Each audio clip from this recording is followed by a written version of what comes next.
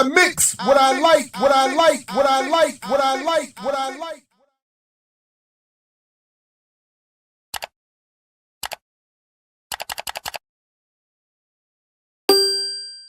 I mix what I like, what I like, what I like, what I like, what I like. I love to see my people party with me, man. Good to see you, Black Brown, Sweet Nikita, Miss Rhonda. Hey, happy birthday, Miss J. Hey, Rhea, Sweet Sharita. Party with me all night long. Say what? That's right, baby. Bring it to the front. Hey, Janine. Well, guess what? Hey. Come on in, everybody. When I see you, yeah, I get a little happy. Hey, Black Brown, I get a little happy when I see you. What? Baby, when I see you, yeah, I get a little happy. Hey, Francine, I get a little happy when you party with me. Well, guess what? When I see you. yeah. Hey, Jay. Yeah, no Hey, doubt. There's a lot Randy, going I on. get a happy Feel free to when you come party back with if you me. need to. Guess what? When I see you, yeah. Hey, Cole, I get a little happy. Happy when I see you. What? When I see you, yeah. Listen, fellas, I put your picture on my mirror. Start to blush when somebody says your name. And my stomach is a pain. See you walk in my direction, I go the other way. I start to stutter when I Yeah, that's no speak. doubt. There's a lot Try to going on stay today. on If you have to my be somewhere else, it's all good. What's happening to me? Anybody, can you tell me what it means? But when I see you, I get a little happy. He got me staring out the window. We're gonna stop for a It's a sign. celebration. That's the reason why. Yeah. Oh, yeah. Hey, see you. Hey, Marlon, you sexy boy. Hey, hold up. When I see you. Hey, fellas, listen. I scribble X and O's on my notebook. That pocket, though. Checking out my hair and my nails, yeah. I feel myself Parrish, up in the zone. I know you feel it, my man. Say I'm not home. See your face. I hear my Me in the favorite building. song.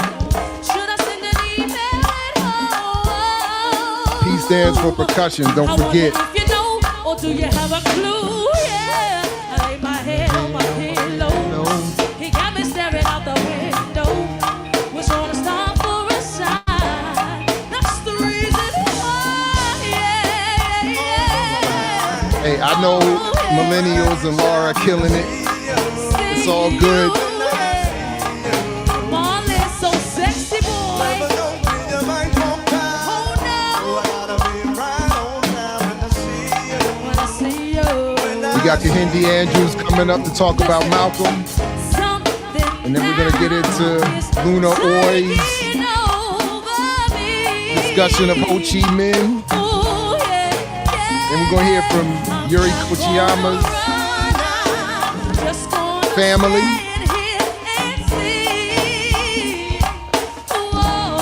Just have a little fun today commemorating some important birthdays. Salute to Lorraine Hansberry, too.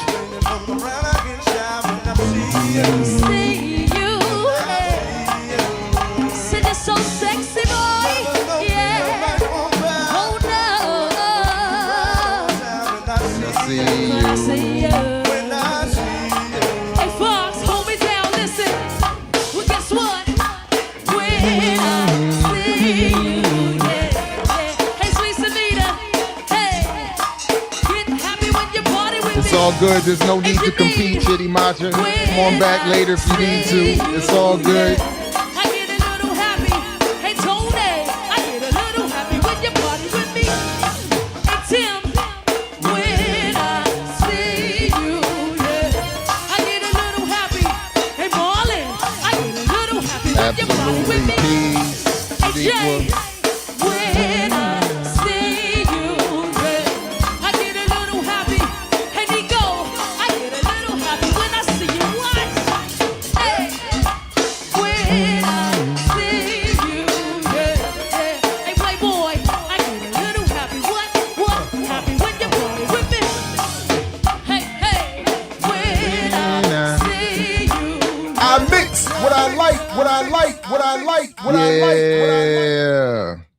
Yeah. Big salute to DC Vybe, VYBE band, and all the good go-go music. The greatest pocket ever. And all we had to do was go through a little enslavement and internal colonialism and constant hostilities, and that persists to this day. Hey, it was all worth it. No, salute to them. And there's a better, they've updated. So that video is some years old, and they've updated this. Obviously, they retool it. The band keeps doing its thing. And I played it before, but they have this new version that they hit on Poochie's front porch. Nucci's front porch. I was getting front porch, Nucci's front porch. But Sony claims the copyright. That's how unfree we are. A live performance, a cover song, a go-go cover live performance is claimed by Sony. That's the colonialism. But that authentic live old school performance, they haven't found their way there yet. So knock on wood. But salute to them. And then later, when we're going to take in a little interim break, I'm going to play something that I found from a recent performance from Push Play that I'm glad Parrish is here, because it reminded me of this, the last show Mama's Biscuits ever played, which of course concluded with this incredible extended rendition of Purple Rain. But the last show we performed, we did a version of Rare Essence's Holy Ghost. And we had a full horn section. Multiple bands had joined with ours, backups. Like we had this, it was an incredible attempt. But I struggled terribly with the drum hits on the hook, which to this day, I still can't get it, even when so we'll play it later. We'll come back to that and I'll relive that trauma with you. But that dun dun dun dun dun dun dun dun dun dun dun. So the drum part in there, I kept getting it all. I struggled with that, but we hit it and we killed it. So anyway, yeah, Sony for real. Like it's ridiculous. It's a live, but go to see Nucci's front porch, which you should watch anyway. And Jill Scott just came through. Patti LaBelle was there. They had what's that band? Black Alley just killed it. They have all these incredible performances, and DC Vybe did a version of that, and and Sony snatched it. So all right, anyway, all right, listen everybody, happy birthdays to these revolutionaries and others. Just want to hang out for a couple hours and have a little bit of fun commemorating these folks, talk some serious politics and things like that as well. Of course, please do like, share, subscribe, support the platform however you see fit. And again, I understand there's a lot of lives going on, so if you're over there, come on back later. It's all good. But to those who are here, peace, welcome, thank you very much. QR code for the Patreon, please, even just for free, just to have a backup. And just in case, I saw a couple of my atheist YouTube channels got snatched. You just never know. So, all right, that said, let me bring the brother up. We've chatted before. You've heard from him before. The link to his book and broader work is in the show description. A comrade of now newly minted Dr. Erica Brown as well. Kehinde Andrews, welcome back. It's good to see you. Thank you very much for joining me and us. Peace. Good to see you. Yeah, peace. Happy Malcolm Day. Happy Malcolm Day. Word up. Word up. Absolutely. And so as we said, we'll spend the better part of this hour with you talking about Malcolm and your work. And then in the second hour, I'm going to come back and we're going to talk a little bit about Ho Chi Minh and Yuri Kochiyama, and then we'll be out of here, so folks can get on with the rest of their, again, happy Malcolm Day. I did invite you on to talk about, we haven't had a chance to talk about your at least in this way, your recent book, and you've published a number. So I don't want to, I'm happy to have you take a minute to give a better introduction of yourself. But initially we're talking about Nobody Can Give You Freedom. Book by Malcolm X, right there. But yep. And but let's tell us a little bit about who you are, and then tell us a little bit about why you wrote the book, what you are hoping the book will do, why you think it's necessary, and then we'll go from there. Yeah, thanks for having me on. It's good. Jared, you were on our Malcolm X documentary that we made last year for Malcolm's 100th birthday. Well, Gave the best interview by far. I would say. Yeah. And, all right, we'll run with that version. That's fine. Yeah. I'd actually usually introduce myself as Professor of Black Studies at Birmingham City University. However, my job is at risk. They're trying to make us redundant. In the UK, we don't have tenure. They just get rid of us if they don't like us anymore. So no one has tenure. Doesn't exist at all in the UK. No, we have so technically I have a permanent contract. So they're supposed to go through steps to keep us, which they haven't done. So it feels like I might end up in a legal case and then I'm getting paid out by the university. But yeah, I admit, when I reached out to you, I had meant for that to be something we talk about. I think I've even mentioned it to you, but so I definitely want us to work in some discussion of that. So make however you want to do that at the beginning or towards the, however, it's fine. But I don't want to leave that out because there's more I'd like to get into, and maybe we'll have another discussion about that separately, because what's happening to Black studies, there's it's bad. Oh my God, it's so bad. And then so I was saving it for something else. So maybe we should just set something up, because there's new news about, Fisk University and its $1 billion contract to build an AI data center. Oh, wow. Talk about HBC. It's a little bit of an overlap between HBCUs and Black studies, but then there's a new, a recent piece about the attack on Black studies in The Nation magazine, which kind of overlaps into some of my other criticism of what Black studies is that we're trying to save in the first place. So it's like all this stuff going on. And then I saw a little bit of your coverage on your YouTube show, your podcast, talking about what's happening. So yeah. So is this a broader attack like we're seeing in the U.S. Generally, this anti-woke, anti-Black new attack on Black studies, or is this a new? I don't know what is happening over there. Just real quick, what's happening with this? Yeah, I mean, so in the UK there just isn't really any Black studies, so we're the only Black studies group of staff, the only place. So they brought 5 Black members of staff in and said, we've closed your course and your jobs are all at risk. But this is literally the only university that could do that, because no other university in the UK hires 5 Black people in the same department. There is like you can't really call it an attack because there's nothing there, right? So for this one, it's more there's a kind of neoliberalization, higher education. They don't really care. But the big problem is we actually have a Black head of the university who just doesn't like Black studies, and essentially has made it very clear. Got rid of the undergraduate degree, got rid of the master's degree. Now he's trying to get rid of the staff. And that's really been the big problem that we had, which is a whole story. Is it like Black study in many cases here, where you all are attached to other departments and then you comprise Black studies, or were you all appointed specifically for that and now have no jobs? Well, actually, I was appointed specifically for sociology. Most of us, we're actually in a sociology department. Right. We teach Black studies modules effectively. My job is actually sociology, which they've completely ignored in all of this. They kind of just lumped us all together and said, the course has gone, you're gone, which is, again, why I have quite a strong legal case, which is probably where this goes in the end. Yeah. So, and I'm sorry. So I'm just so I'm clear, you're not still currently teaching sociology courses either. I haven't taught a sociology course for a while just because of. So they just removed you. Okay. Yeah. So, oh man, literally a week ago, I had to say the same thing.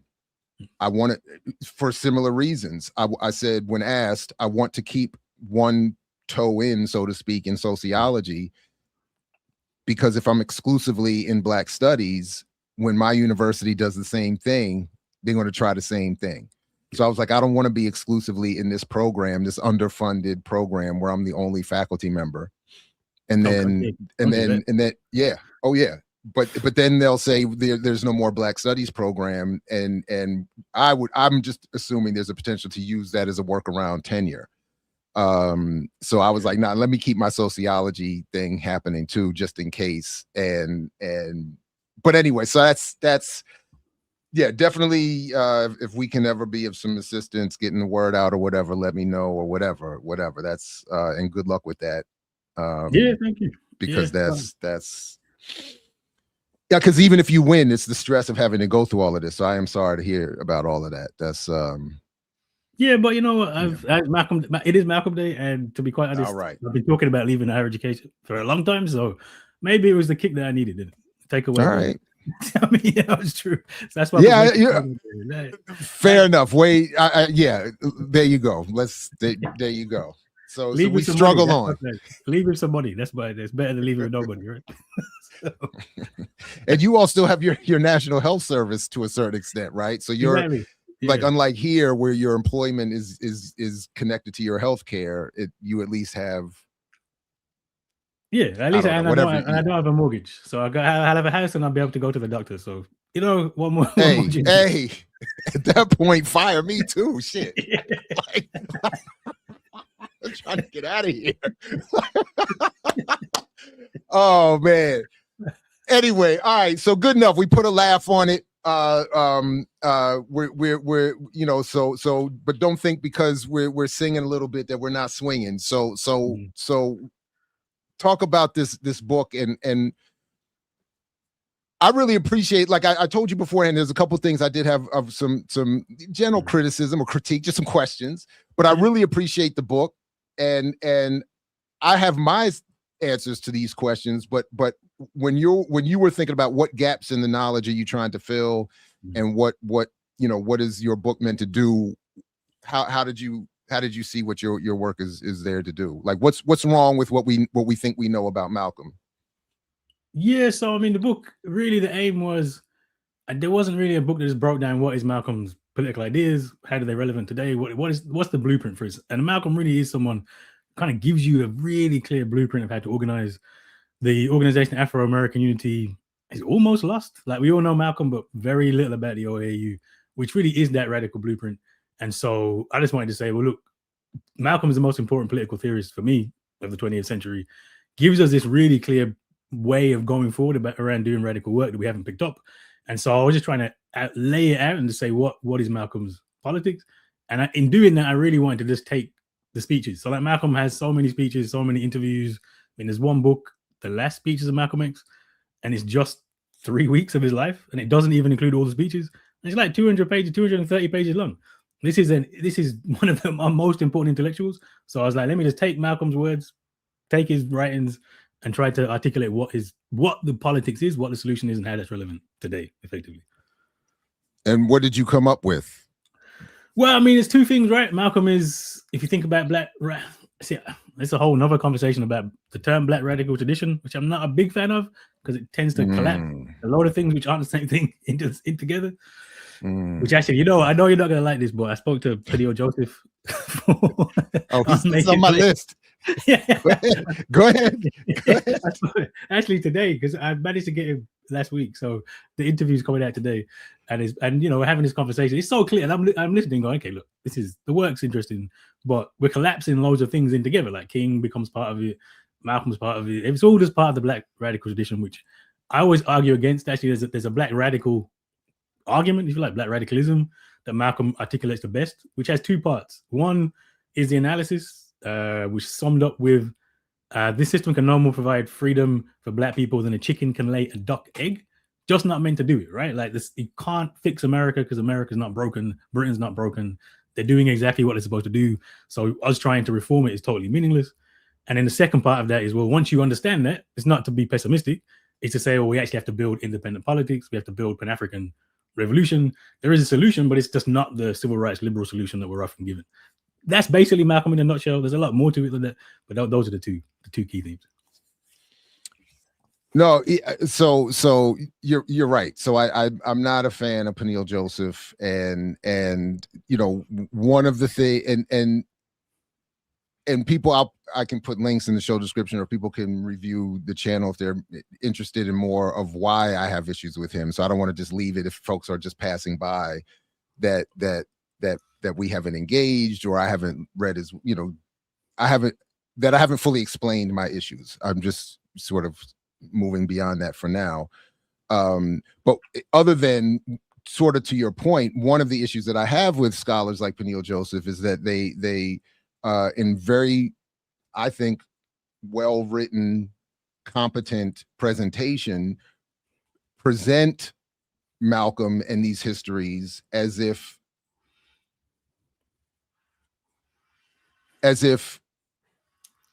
to claim to be supporting and promoting and honoring them, but are really, if read carefully enough, undermining the radicalism and redefining it, specifically to your other point, for how people would read those ideas, interpret them, and act upon them today.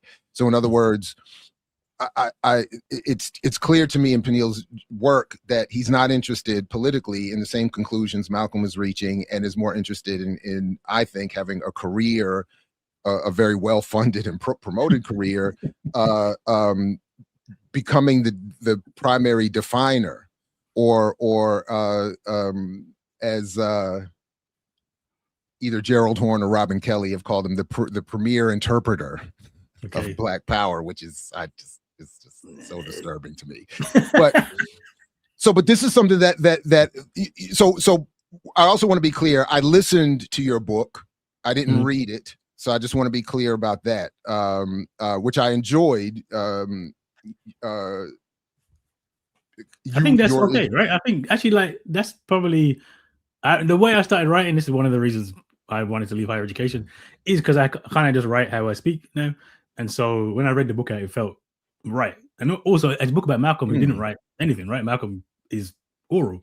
And so I think the best way to take the book probably is to listen. Although I was a bit practically worried about it. The only bit I was worried, because there's lots of Malcolm quotes, so I'm not sure how they came across with me reading them. That was my only slight concern for you. No, I mean, it's fine, because the only thing that would have happened if I was actually reading it is I might have either heard it in my voice or tried to pretend I was hearing Malcolm's, but I don't think that's no. It's well written and well read and performed, or delivered, I should say, not performed, delivered by you. So it was great. But I do like to differentiate between reading and listening, because I do think there are differences. And then also for me, there are differences in how I note or engage the text. So I was listening while I was walking or driving. So I'm not, and I wasn't listening to perform a review or a critique, at least in the way that if I was going to say, like, all right, let me really dig in and do Andrew's both the honor of engaging deeply, especially if I was going to say something critical, I would not have just listened to it. I would have gotten and then gone into that wouldn't have been. So that's why as always, if I have some disagreements, I also want to share before we talk exactly where they are. But I'm also acknowledging that I'm picking this up as I'm walking and I'm driving and I'm quickly writing something down. So I don't even know, and I'm not going back and diving into the text. So I don't mean this to be. These are just immediate reactions that I had and one of them does relate to Peniel, because you do make the point that, so on the one hand, I really do like this whole, let's just look at what Malcolm actually said. We have all of these speeches, we have interviews, we have all of this text that we can review. We don't need Jared, we don't need Peniel, we really don't need anyone to Malcolm made it plain. Yeah. But because part of what you're saying is you want people to engage Malcolm directly. And I deeply appreciate that. But what that does allow is for the scholars who are doing what I'm at least accusing Peniel and others of doing, it allows them to get away with it. And then when you cite them, and I appreciate you cited me and referenced our book as well. I appreciate that. Thank you. But on the one hand, you're saying I'm avoiding the academic debate. I'm avoiding the scholarly debate. But you're also citing scholars, which gives me, admittedly, and Peniel and others some legitimacy. And then to your point about the Black radical tradition, we're not on the same page. So as I'm even listening to it in my memory, and it's maybe wrong, it even felt like it was close. It was like a reference to Peniel and then a reference to Jared. And it's like, and I'm I'm walking the dog and I'm trying to write on the note, picking up poop, and I'm like, no, we're not on the same team. I don't want to. So I did want to ask you about that.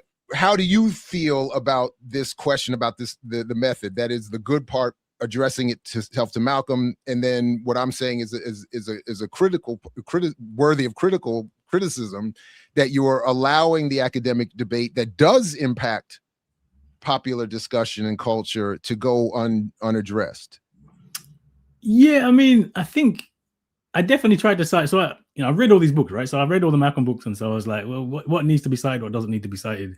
I think I cited Peniel once briefly, as kind of skated over it, and I was purposely trying to avoid the debate back and forth, because I did it. And I think in this section I'm thinking of, I think I ran through a few books and was like, this, and this. But I guess in the way I was trying to do was just to indicate, you can go read this here, go read this there. And then for the bulk of the book, I think I then switched and there's not much after the first chapter, I'd say. I don't think there's much academic stuff at all. It really is just Malcolm speech, Malcolm interview, etc., etc.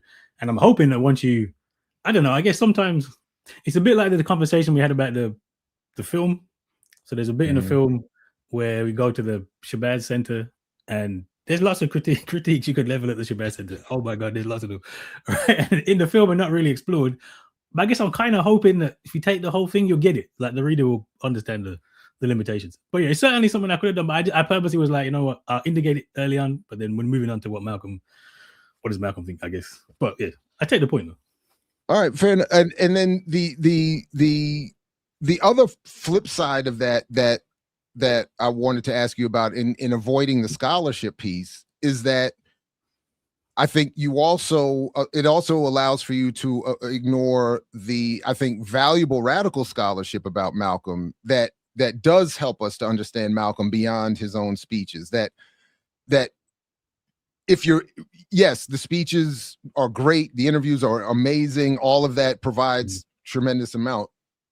And still there is room for what I would consider to be quality scholarship about Malcolm to add depth to the reader, to give context, to maybe help explain something. Malcolm might have said something. He had a lot of, he was funny. He had a lot of humor. He had his little, shady jokes sometimes, his little shots. And sometimes even if you're listening or reading it, there's things that could be missed or even misinterpreted, where a competent scholar, and then specifically I'm thinking, because I think I saw him in the chat where he was in the chat initially. I don't know if he's still there, but Hiram Rivera reminded me last year and pointed me back to, for instance, Muhammad Ahmed, Max Stanford's work on Malcolm and the Revolutionary Action Movement, which I even went back to and was rereading again before today, where importantly, you are told things about Malcolm that Malcolm wasn't going to say publicly, that he wouldn't have given in a speech or an interview, about his more covert work with RAM and his other issue, So in that regard, I think avoiding the academic stuff, the scholarship entirely can leave some things out. Anyway, just it was definitely a choice, because. But then on that side, I guess so. Look, honestly, like 100%, it's my reading of Malcolm. Like, let's just be real clear. Like, I grew up with a particular understanding of Malcolm. Make It Plain, Harambee Organization of Black Unity is based on OAU. Again, a very particular. In fact, actually, when I went into the book, when I started it, I was like, I think I know exactly what the book's going to be. Let me actually go back and read everything. And nothing changed. So I was surprised, because I thought it might be a little bit different, but actually wasn't. I was like, oh, actually, this kind of fits what I thought it did. And so I stuck to just Malcolm's words, because I've met people. I met, who's the guy, Gus Newport, I think his name was Gus Newport, a mayor in Sacramento, I want to say. Old guy. I met him years and years and years ago. He knew Malcolm, and he was telling me behind the scenes Malcolm was what he wanted to run for office, and he was. I'm like, I don't sound like Malcolm, but I don't know. Maybe it is. All right, Malcolm probably said lots of things to lots of people, and so the RAM stuff might feel more authentic. But I was like, you know what? Let me just cut it all out and just say this is what Malcolm said. And I think if you listen to Malcolm's speeches and the interviews that we have available, you get a pretty good representation of Malcolm. I think you can answer most of the questions about Malcolm. Maybe some of them you can't, but I think it gives you quite a good understanding. So I just chose to stick to that. But yeah, I admit you're gonna miss some stuff out, and it definitely is my interpretation. 100%. I'm giving you a particular spin on it, but I do think the speeches give you enough to go on, I think. Yeah, no doubt. So let's talk a little bit more about your interpretation. So in my notes, I made a joke about you hate communism. Kehinde hates communism and intermarriage.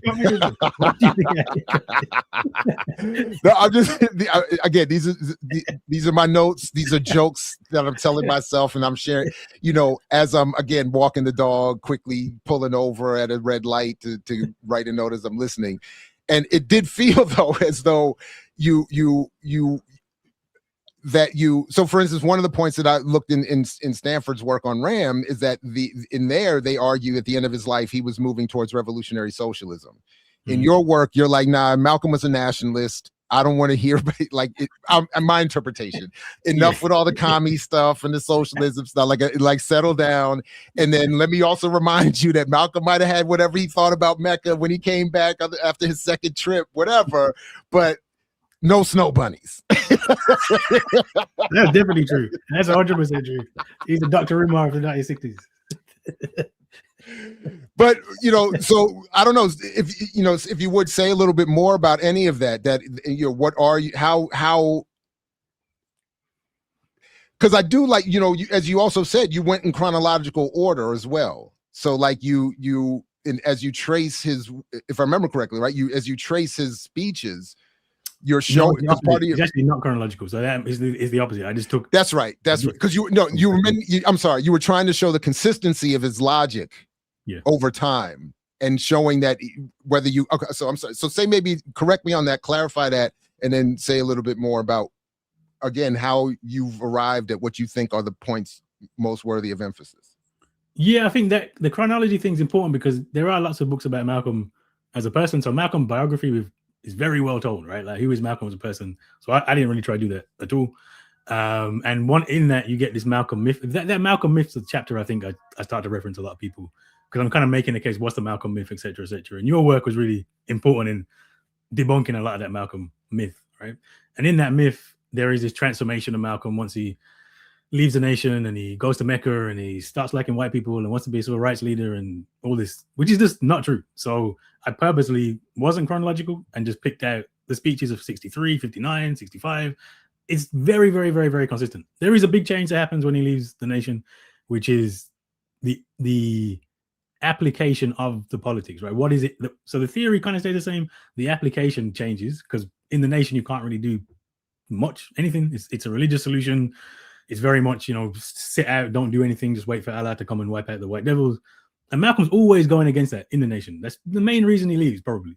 And so once he leaves, the change you have is you get to see what does Black radicalism look like, and it is the Organization of Afro-American Unity. Someone said in the chat they never heard it before, which does kind of tell the problem, right?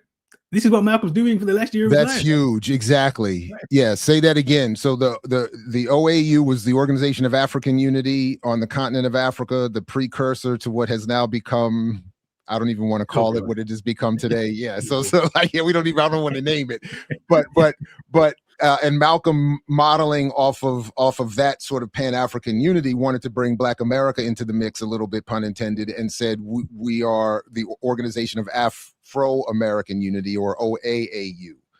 And to Kehinde's point, this is one of the on the list of things that is suppressed about Malcolm. This is part of it, I think. Yeah. So please continue. Yeah. Yeah, and it's suppressed on purpose because the OAAU and it means literally a blueprint. There's a constitution in the founding rally of the OAAU that says, we organize across even OAA, the African American. When Malcolm says African American, he means everybody that's not in Africa, basically. That's right. That's right. And he's clear about that. He doesn't mean just Black. He's not doing the reverse hashtag stuff. He's very clear. Everybody off of the continent is an Afro or African American or whatever. That was yes. I'm sorry. Yes. Yeah, absolutely essential to Malcolm's work. He's saying you have to organize across Africa and diaspora. Essentially, as an African revolutionary, like really, he's a Garveyite. Malcolm is effectively a Garveyite. He talks about cultural return, but then actually physical return. And that's all wiped away, right? Because that's the revolutionary Malcolm, and that's the blueprint. So the whole point of the book is really to say, this is the blueprint. We should pick this up. And in fact, we're trying to do this with Harambee OBU. On the communism issue, for me, so like I said, I didn't really get into it in this book at all. I think I made some joke about white communists and kind of moved on, which is why you might think I don't like communists. No, it just felt It just felt like you were being insistent. This is not where he was going. Like you were like, no. But yeah, anyway. Well, yeah, but if you're guided by if you take the method of I'm going to take Malcolm's speeches, you're just not going to talk about communism because it's not in the speeches, or it pops up occasionally, but it's not there. So I was just sticking to what did Malcolm say. I think there is a debate about that. I think Back to Black, one of my older books, have a whole chapter on Black Marxism. I'm not against it. Like, it makes sense, but I think my argument has always been Marxism is still a deeply white idea. It's Marxism and Enlightenment thinker. The problems of Marxism is that it is white. And actually, the idea that you want collective economics, anti-capitalism, you can do all of that without Marx. I'm not sure why we pin everything to Marx. Personally, I don't know. But that's a whole other discussion. It's definitely possible that when Malcolm's articulating what does the revolution look like, he picks up Marxism. I don't know.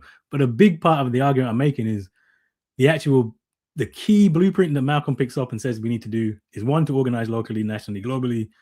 2, it is about Africa fundamentally, and how do you do that revolution? And then 3, how do we actually do that? Really is not set. Like, that is actually, you do that through doing it. And so nobody knows. Who knows where he goes in the end with Marxism, communism? I don't know. I'm not against it. I am against the idea that you need white people. And I think Malcolm was against it. No, Malcolm was definitely against the idea that you need white people. And I think that's my problem with communism, is fundamentally, it is a suggestion you need white people on board. They come on board, is great, but you don't actually need them, right? So I see some of the comments in the chat, and I know there's going to be more. The obviously, at least part of the argument is that engaging in Marxism or scientific socialism is not an invitation to be with whites. And it's not an invitation to become Eurocentric. It is simply understanding, having a frame or a tool to use to understand the world in which we live, and to find our ways out of it, checking certain tendencies that are imposed. So again, like, one of the points that I always come back to that is frustrating to me is that in the sort of vague claims of we don't need whites and it can be an all Black everything. Shout out to Lupe Fiasco back in the day. That's a deep cut for the hip hop heads. That's a deep cut. But it in that vagueness, it leaves room for a lot of messiness. So as I understand it, the point of engaging scientific socialism in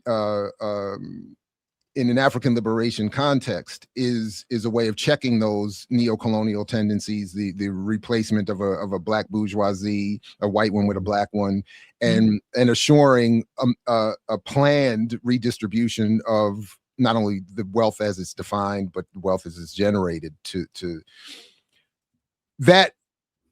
So all right. So and this is also the point that why I was thinking again,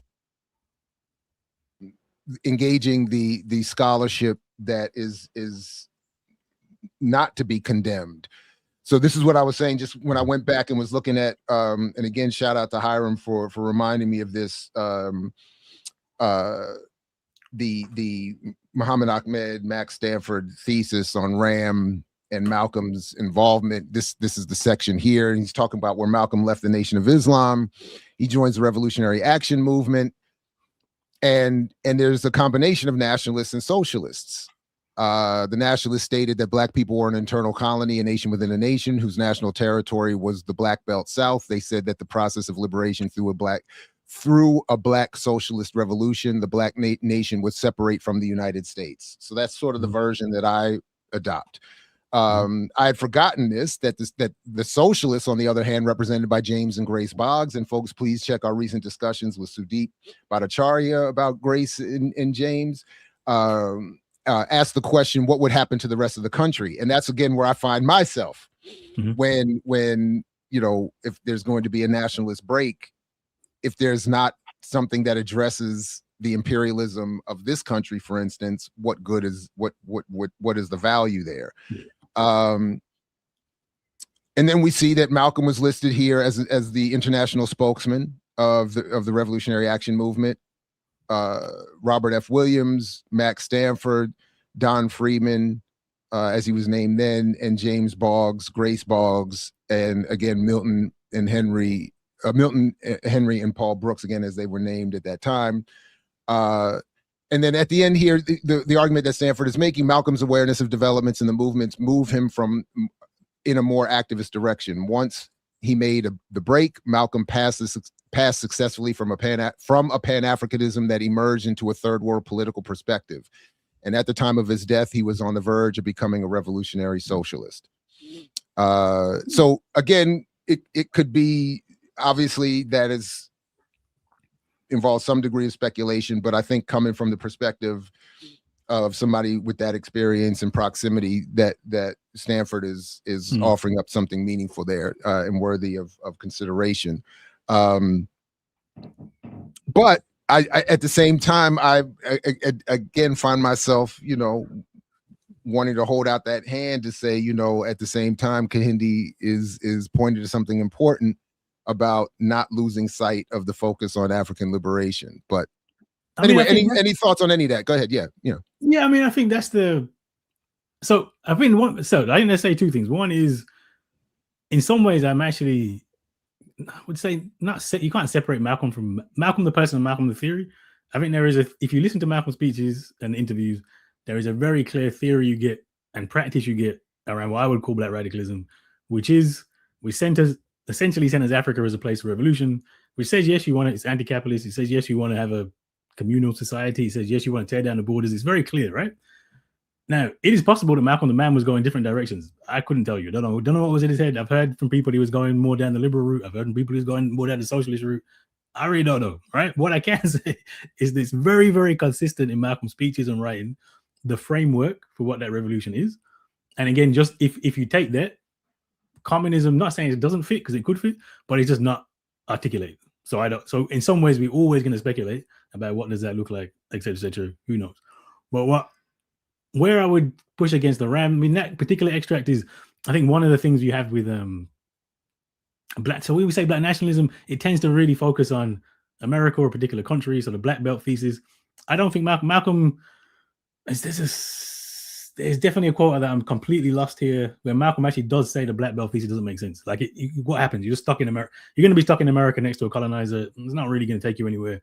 In fact, it's not that different from the Caribbean, right? You are in theory independent, but really you're just part of the system. And so if you look at Malcolm's long-range program, he's always referring to Africa. Africa.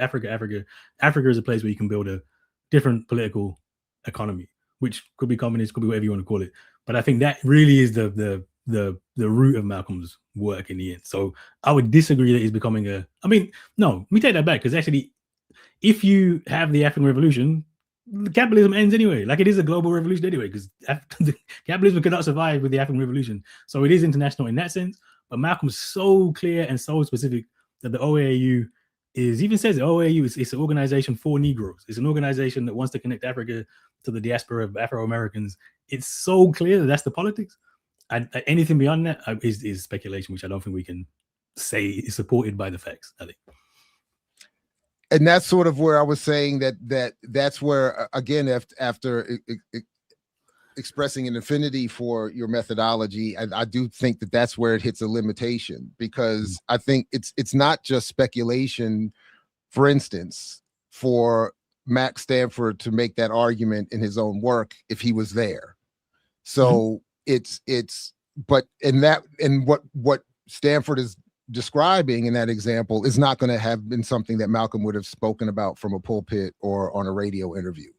So that's why I'm saying the critique of mainstream academic scholarship is important, and I think room needs to be made for non-mainstream radical scholarship that can fill in some of the blanks that would be left from just what was said publicly.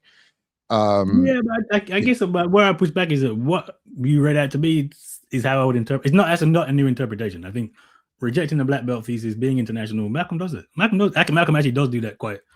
The suggestion that I think part of the frame you get, and this is part of the issue with academia, part of the frame you get with black nationalism is one thing, and it's this thing, and if you reject that thing, then you're for this thing. It's not actually true. Black nationalism as always, there's different versions of black nationalism. There is the kind of narrow, very nationalistic, there's probably like 4 different versions. But the one we tend to ignore is the global black nationalism, the Garveyite.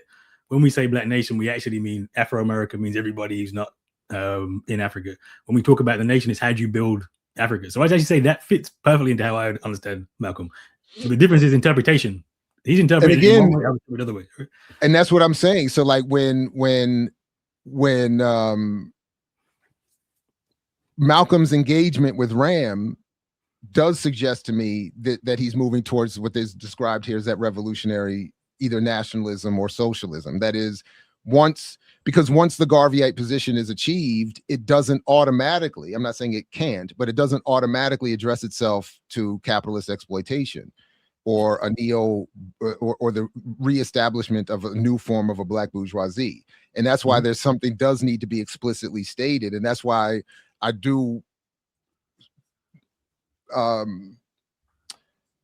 that's why I don't want to I want to defend some engagement with socialism or communism, that it's as something not about being white or the wisdom of Marx alone, especially given what Ho Chi Minh and Yuri Kochiyama represent in terms of their engagement with it. This is not let's follow the white man. It's any more than it would be, again, as others have pointed out, saying we're going to use the laws of gravity discovered by another white man to do we're not being Eurocentric by acknowledging gravity. And so it's simply, and then Malcolm is saying, as I understand, the revolutionary socialist nationalist argument is saying, once we get rid of the colonizers and once we get this all African space, we do have to address ourselves to issues of class, how we're producing wealth, how we're distributing wealth, how we're creating wealth, all of those things. And that's where the scientific socialist piece, I think, is because, again, the vagueness of the other stuff, to me, the vagueness of that global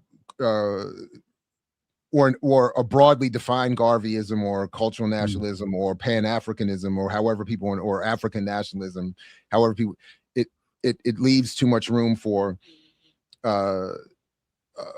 other forms of inequality and hostility to emerge.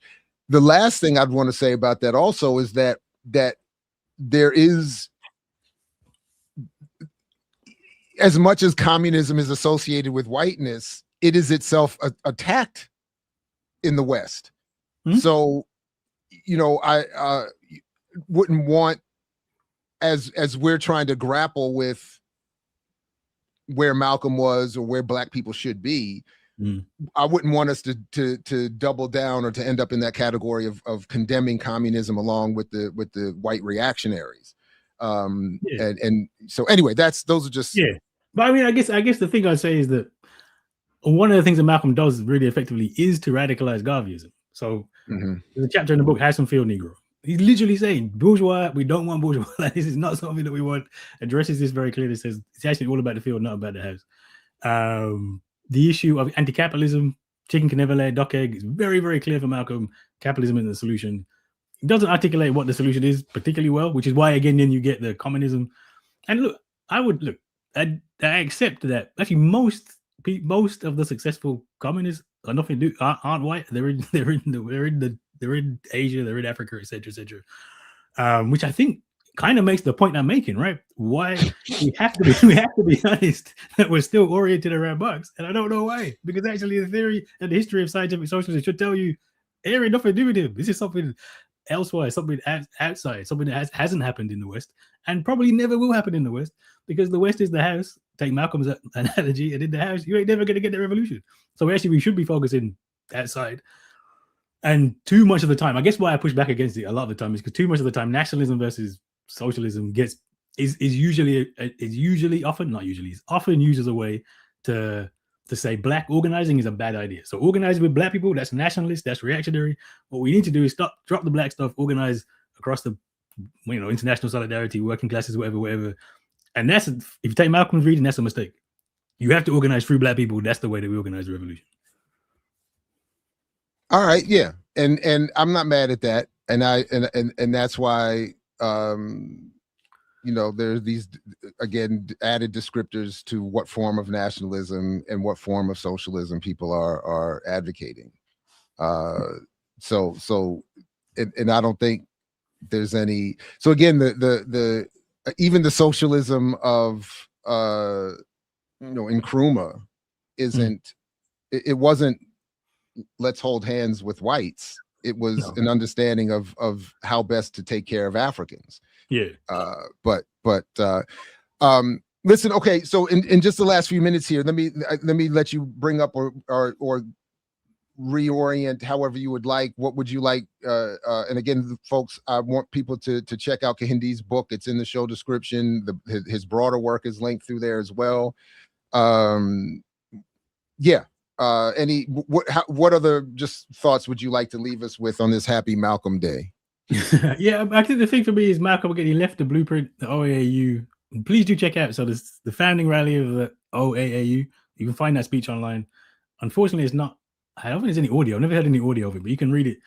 You can read it online. There's clips of it actually, but they're only small clips. But you want to read the whole thing, certainly check that out because it does give us a blueprint for connecting the diaspora to the continent. Malcolm says Africa will go no further, no faster than we will, and we will go further, no faster than the continent will. We're together, right? And I just did a trip. We organized a convention for African people in Gambia, and we got on a bus, like a private hire. Yeah, you call it, bus from Ghana, which is 7 countries and 3,000 kilometers from Gambia. And we went through West Africa on this bus with some writers and stuff. And we're going to put up, I've got loads of videos, I haven't put anything up yet, but we're going to put it all, show the whole trip. And what that show, I actually used the book, Nobody Can Give You Freedom. And I was worried because I'm the only person from the diaspora on the bus. It's just a lot of African people. And I'm like, they're not going to get this. This is so Western. And it was uncanny how every day something happened on that bus where I could say, point to chapter 4. Let's go to chapter 3. Let's look at this. And because it really is the same struggle. And particularly for the American audience, I'd say, because with ADOS and FBA and all these, and no, here just as bad, Jamaica just as bad. I won't even say America. We're all just as nationalist as everybody else. There has been this tendency and a big change from Malcolm's days. I think in Malcolm's day, there's probably more international solidarity than there is now. I think we've probably gone more internally in as we've got nation states and reparations claims, et cetera, et cetera. And so the big point for Malcolm was we have to connect. This is why he spent a good chunk of the last year of his life on the continent trying to connect the things together. And traveling through West Africa, it is so obvious that it is the richest continent in the world. You see all the resources, you see all the mines, you see all the farmland, but it's all being drained. Like it's so, I couldn't believe how bad it was, how obvious neocolonialism is on the continent. That's really the goal. If you say what's Malcolm's actual goal would be to say, look, we need to liberate the continent so they can actually produce for all of us. And that's the alternative. But the question is, how do we organize in the West? How do we organize here? There's a blueprint for it. The whole point of the book, the whole point of the movie, do check out Nobody Can Give You Freedom and make it plain as well, is to say, look, let's do it. And we're trying to do it as well. So Harambee Organization of Black Unity, which is blackunity.org.uk. We said, let's try and do this. How do we do this? Let's try to organize and connect together. Because that is the legacy of Malcolm, and that's what we should be trying to do and celebrate on his birthday. Right on. Thank you very much. I appreciate that. Please, everybody, check the links in the show description to follow up on what Kehinde just said. And thank you for that. And I appreciate you coming through this morning, at least for us over here. I definitely want to follow up and talk more with you about Black Studies and what's going on and any updates that you have on your situation. Please keep us informed, but we'll stay in touch and get to that. But thank you. Appreciate you. Happy Malcolm Day.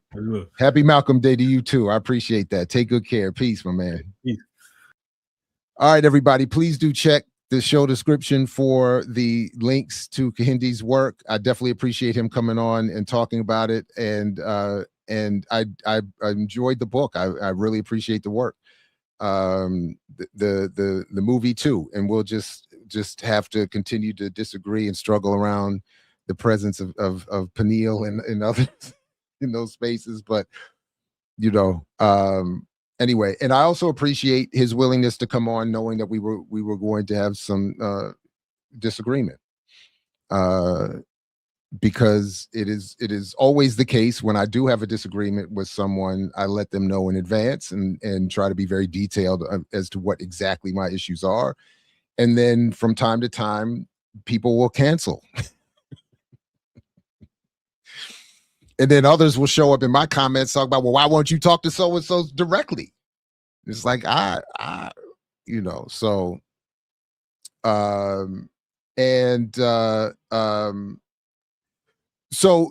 and you know, Hiram, I wouldn't say instead, I would say in addition to, but the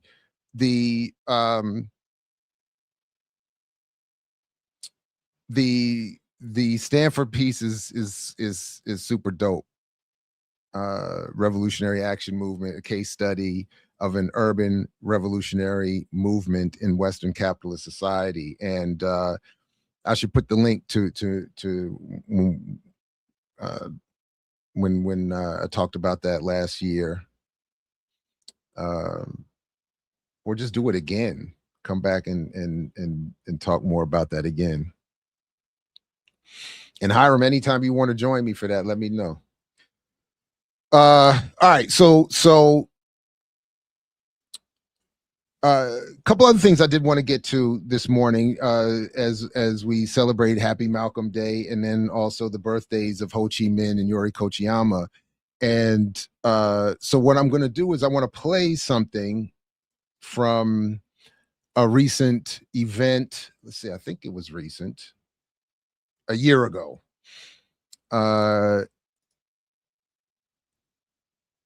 At the Schomburg.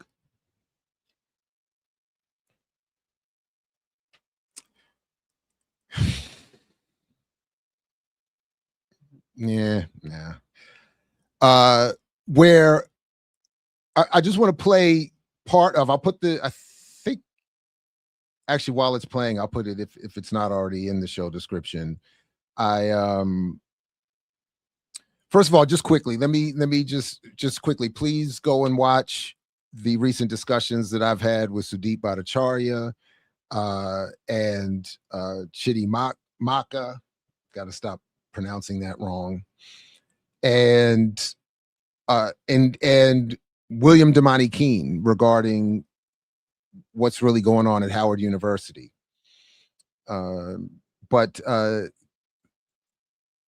And yeah, and all the other stuff on the channel too. So let me just plug the channel in general. Go like, share, subscribe if you haven't already, and then check some of that other content. I think it's been really, really great. And that Kanafani book on Zionist logic, and we'll be having a part 2 with Sudeep about that next week, is incredibly dope. By the way, that book is really, really dope. On Zionist literature is really, really dope.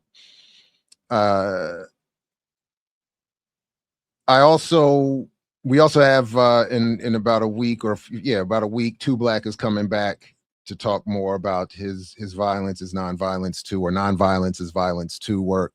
So a lot of good stuff happening around here. A lot of stuff. And then tomorrow on Saturdays with Renee on Black Liberation Media, we have a special Saturdays on Wednesday live at noon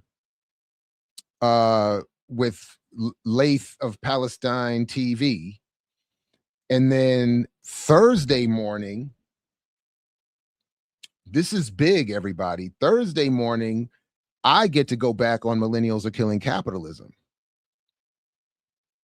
Yeah, tomorrow will be live and direct. A special Saturdays on Wednesday live with Laith from Palestine, Laith Maroof, exactly, of Palestine TV. So that'll be on Black Liberation Media. And then Thursday, I'll be on Millennials Are Killing Capitalism.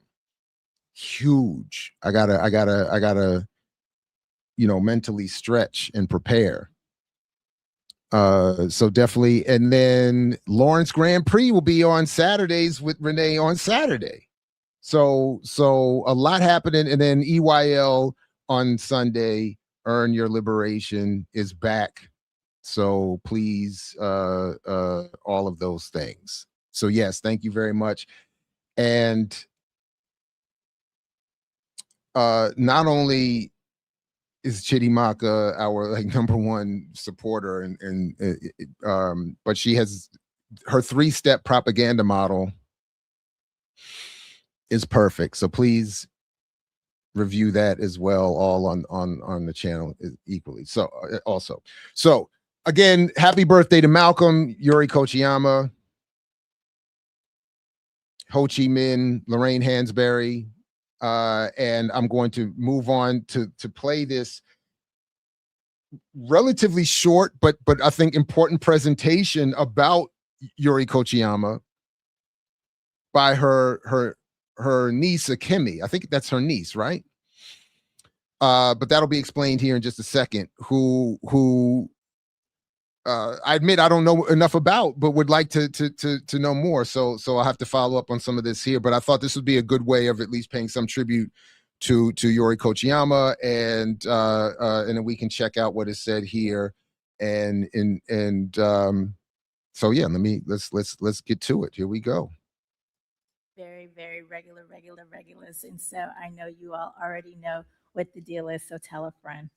With that said, if your phones are silenced, remember we are doing audience Q&A using the mics after the panel discussion. I'm going to invite AkemiKochiyama to join us. But first, let me just give you a little bit about her. She is a writer, scholar, activist, community builder, and co-editor of Passing It On, a memoir by Yuri Kochiyama. Akemi is co-director of the Yuri Kochiyama Solidarity Project. Her work focuses on multicultural community building and BIPOC solidarity and centered in intersectional feminism. She is also co-director of the Yuri Kochiyama Archives Project and is the granddaughter of Yuri Kochiyama and a doctoral candidate in cultural anthropology. Please give her a warm round of applause.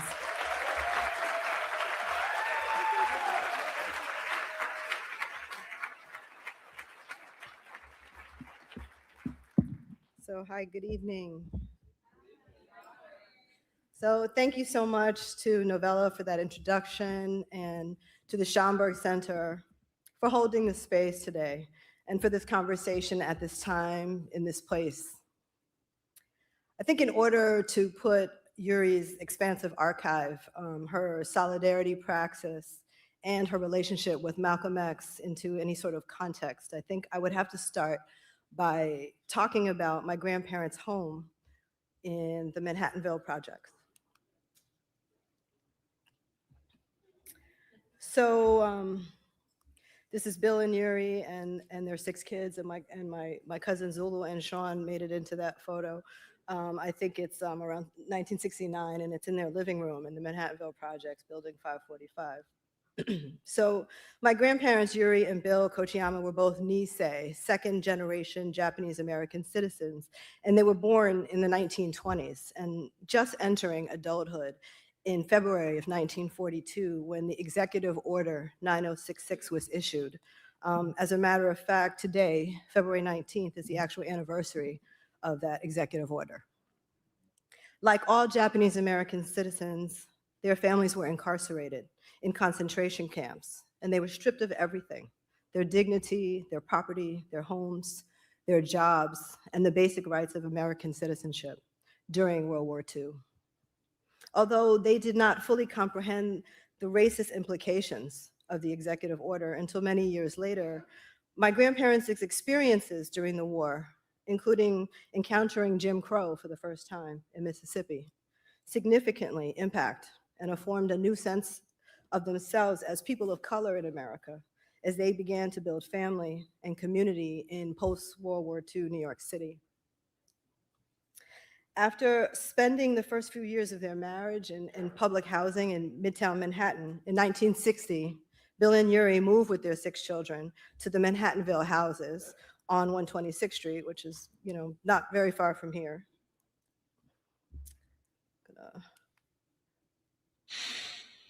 Josh, you funny, dude. You a funny dude. Soon after arriving in Manhattanville, my grandparents became really active members of the Harlem Parents Committee. Inspired to learn more about African American history and their community, they enrolled themselves and their kids in the Harlem Freedom Schools when they started in the early 1960s.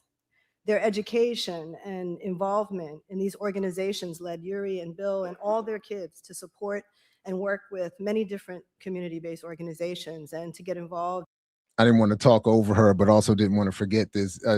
Detroit Showtime, email me, please. I mix what I like at gmail.com. It's I know it's old school, but it's the best way for me to keep track of things. Not foolproof, but the best way. So I'm happy to check out the work. If you give me a little time and an email, look forward to it.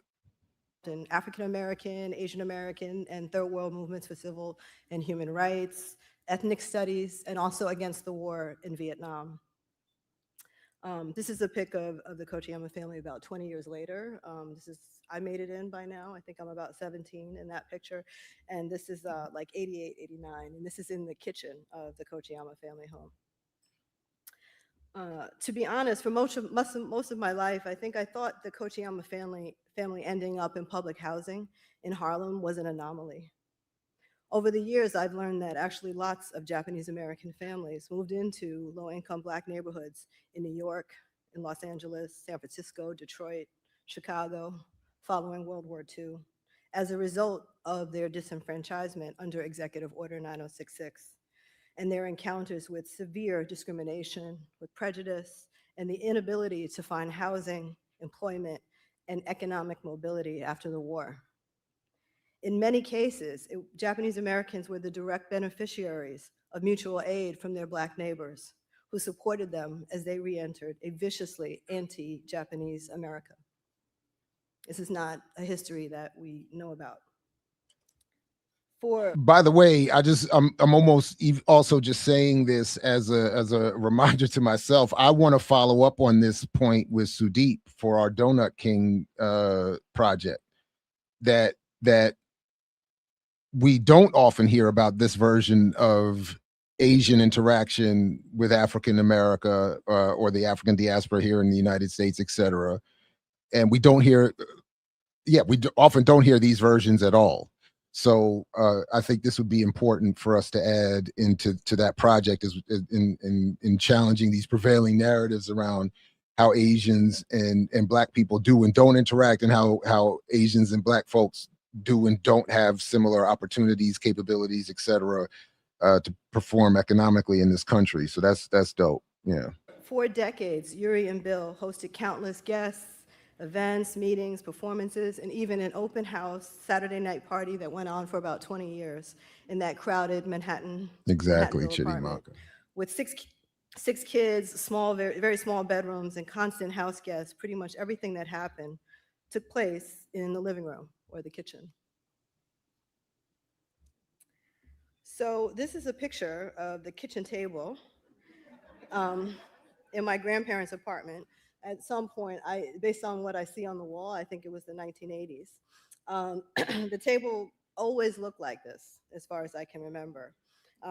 As you can see, it was more of a desk workspace than a place to actually eat. I'm sharing this image today because all the stuff you see here, the political flyers, the posters, the pictures, the newspaper clippings, the piles of correspondence, it reflects the movements and people she was engaging with at the time. And it's what makes up the content of her archives.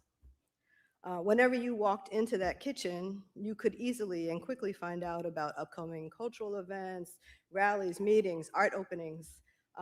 Looking at this image now, it's actually hard to imagine that they also cooked and entertained guests in this space, but they did every single day.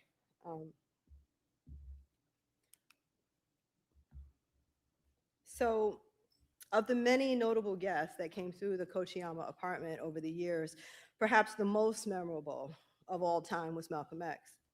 This is a picture of him in that same kitchen, same wall. This picture that was taken by Yuri on June 6, 1964, when Malcolm visited my grandparents' home to speak and to meet with 3 writers from the Hiroshima and Nagasaki Peace Study Mission. They were on a world tour, speaking against the proliferation of nuclear arms building. They were also hibakusha, atomic bomb survivors, and they wanted to meet Malcolm X more than any other person in America. Malcolm clearly understood the connection when he addressed the crowd in the apartment. I just wanted to stop to highlight that point again, also, that as Akemi is saying, here come these outsiders, so to speak, and their standard for engaging politics, blackness, whatever, was Malcolm X. And that was part of the threat that Malcolm represented to the West. And again, I keep reminding folks that that so-called, the good trouble of John Lewis, in his memoir, he wrote about that, going all throughout the continent of Africa as a leader of SNCC, and everywhere he went, he was told by every African leader that they met, if you're anywhere to the right of Malcolm X, we aren't interested. Again, once Malcolm becomes this international standard for race, class, politics, analysis, etc., that's a huge problem. And then if we think about where we are in 2026, for all of the people, we do have people who think as well and as clearly and as brilliantly, and even can command spaces and make offer an analysis of the world, and similarly to a Malcolm, who have even maybe had the benefit of surviving beyond 39 years of age, but they're not allowed anywhere near a microphone or a prominent platform. So, and for that reason, because the world would then say, just as we've seen here, we're going to see exemplified in another way in a moment, like, wait a minute. So Stephen A. Smith is not the leading that's not the standard of blackness. Obama, Kamala Harris, pick them. Cory Booker, pick them. And this is why. So to make room for, again, pick them, even people we like. I don't even know who I would put in that category, but anyway, yeah, but all of us are attempting to enter a vacuum that had been created by the assassination of people like Malcolm, and then their posthumous removal from these spaces, because who knows, the next wave of Yuris might show up and be like, I'm trying to meet the Malcolms and hang out with the Malcolms. I'm not trying to hang out with the, I'm sorry, I said niece, it's granddaughter. Apologies. Thank you for the correction. Yeah, I don't even know why I would have said niece. That doesn't even make any sense. So yeah, thank you. But yeah, but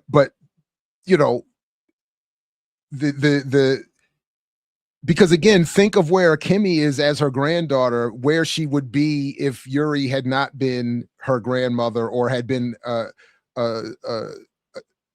someone incapable of meeting and engaging a Malcolm. It becomes a generational, like they talk about creating generational wealth. We have to create generational radicalism. And to do that, you have to have an initial ability to establish some. So anyway, I just wanted to quickly point that point. I thought that was an important reference. That night, he talked about his time in prison, about the history of colonialism in Asia and Africa, about the People's Republic of China, and his admiration for Mao Zedong. And he called for solidarity with Vietnam's struggle against colonialism, neocolonialism, and imperialism. Malcolm's friendship and mentorship dramatically changed Yuri's life and her political perspective. Soon after meeting him, she joined his group, the Organization for Afro-American Unity, to attend the Liberation School and to work for racial and human rights.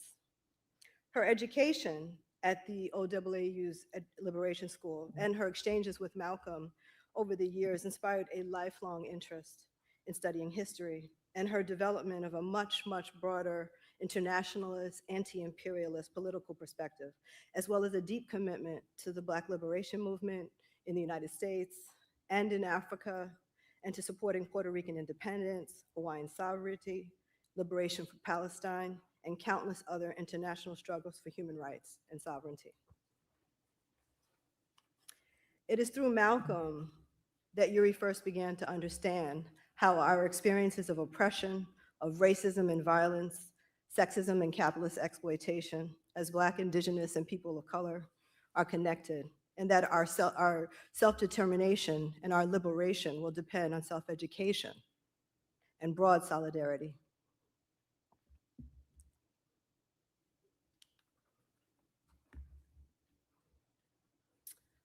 Oh, hopefully that will clear up. This is an architectural rendering, which I hope we can get a better version of it. This is an architectural rendering that I will talk about a little bit about. A few years ago, I was approached by a multicultural group of architects based at a firm in Japan, who had somehow stumbled upon the photograph of Yuri's kitchen table, the one I showed earlier. It's in This the sparked show their curiosity, and it led them to description. learn more about Yuri, and then about Yuri and The Malcolm's show friendship. description. Intrigued by this relationship and the solidarities that grew out of it, maybe I'll just move back to the other one while we. Okay. Oh. So, sorry. Intrigued by this relationship and the solidarities that grew out of it, they became interested in understanding and actually visualizing what the architecture of friendship and solidarity looks like. And they contacted me to do an interview about it. So after a few Zoom calls and email exchanges about the literal layout of the space, the rooms, the activities that took place in each room, I ended up doing actual sketches of the apartment and providing them with archival photos from the apartment.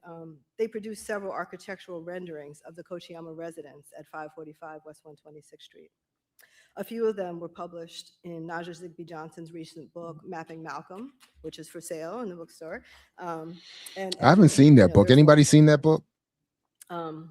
I shared this image today because I think it's interesting, just another way to explore thinking about solidarities. It speaks to the relevance of history and archives for students, educators, activists, artists, and scholars today, and is a great segue into the conversation we are having now. Yuri's archive is made up of her documentation of all the people and movements she engaged with every day of her life. In collecting it, she captured the history of many of the overlapping and aligned movements for liberation that took place over the last half of the 20th century. It includes personal correspondence, documentation of her work with Malcolm X and the OWAU, and countless other activist movements and organizations. It provides, I think, an important window into the complex history and power and potential for radical solidarities now. We are having this event today on the 60th anniversary of the martyrdom of Malcolm X. February 21st is the actual day. Today, February 19th, is also the day of remembrance for Japanese Americans. On this day in 1942, as I mentioned earlier, President D. Roosevelt issued the Executive Order 9066 and the evacuation, incarceration, and detention of 120,000 Japanese American citizens. And this month is February. It's Black History Month, all month, officially designated in 1976 to recognize and to acknowledge and to celebrate and educate all Americans about the history and contributions But did you read the book? African descent in this country. And we are reflecting on all this history and these archives today in this place against the current backdrop of new anti-immigration legislation, including the attack on birthright citizenship and the expansion of detention centers, the forced removal of indigenous peoples, the seizure of land, and genocide taking place in Gaza, in Congo, and Sudan, an all-out attack on DEI, and a dramatic rollback of resources and programming, and the elimination of jobs for people of color. And I'm sorry to interrupt again, but Mumia is still locked up. I mean, she pointed out, she said this must have been in the 80s because of what she saw on the wall, including the Mumia poster. He's still locked up. Across the public and private sector under the new government regime. We are watching the criminalization of teaching history. Is it good, and the though? banning of books by and about people of color. I'm sorry, I'm interrupting again, but I'm now suspicious. Uh-oh, I just messed up. I'm now suspicious of, my bad, everybody. I was trying to make so many jokes. I'm all suspicious of all things Stephen Hicks because I've had to ask a whole bunch of questions to get to your point. And this month is February. To get to your to get to the question, did you read you said you had the book. I said, did you read the book? Then I said, you said you read the book, but is the book good? Why am I having to ask so many questions? My bad, It's Black everybody. History Month, all month. Officially designated in 1976 to recognize and to acknowledge and to celebrate and educate all Americans about the history and contributions of people of African descent in this country. And we are reflecting on all this history and these archives today in this place against the current backdrop of new anti-immigration legislation, including Welcome, the attack welcome. on birthright citizenship and the expansion of detention centers, the forced removal of indigenous peoples, the seizure of land, and genocide taking place in Gaza, in Congo, and Sudan, an all-out attack on DEI, and a dramatic rollback of resources and programming, and the elimination of jobs for people of color across the public and private sector under the new government regime. We are watching the criminalization of teaching history and the banning of books by and about people of color, and increasingly blatant and violent expressions of white supremacy and imperialism and attacks on oppressed and marginalized communities internationally. All of that said, I'm excited to talk about why and how archives like this one are important right now in the context of today, of this week, this month, historically, with tonight's esteemed panelists, who I'm certain have a lot of perspective to offer. So they moved to the panel at that point, so I'll leave it there. The link to to that whole discussion is in the show description. Please check it out at your own convenience. And I just wanted to play at least that initial presentation, just as a, I don't know that many of us had seen it. I only belatedly saw it, and wanted to just have something to talk about Yuri a little bit, and figured let her who better than her well-studied granddaughter, because as I said before, it's not automatic that biology makes you qualified to talk about somebody, but Akemi is clearly well situated and put in the work. So salute to her and to her grandmother. Just quickly, I've added this to the show description before he left. Josh dropped this. This is a great study guide from Black Men Build, the Malcolm X study guide. Please, it's beautifully put together and has a whole bunch of great information, and something that I think is, again, incredibly important, because in 2026, Malcolm's ideas are still of great value and he's still being messed with. I thought about doing something today of looking at some of the lesser things written about him recently, but I just didn't feel like it, to be perfectly honest. I didn't want to take his birthday to spend time criticizing, with all due respect to Kehinde's book that I had a little bit of criticism of. I didn't want to take the time to really get into some of the horrible, some truly horrible things written more recently about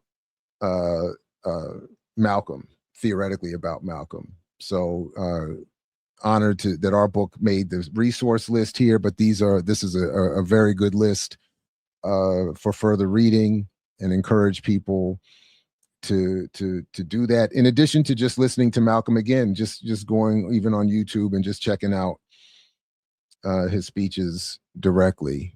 So wow, thank you. Is that Trois Seniche? Trois Seniche, 4937. Thank you very much for gifting memberships to the channel. Appreciate that. Definitely appreciate that. And okay, so there was really only one other thing I wanted to share a little bit about today, and again, a little bit from today, which again, I have been brought into awareness of this work primarily again through Renee at Saturdays with Renee. So please make sure, in addition to all the other great programming you get on Black Liberation Media, you are signed up over there to get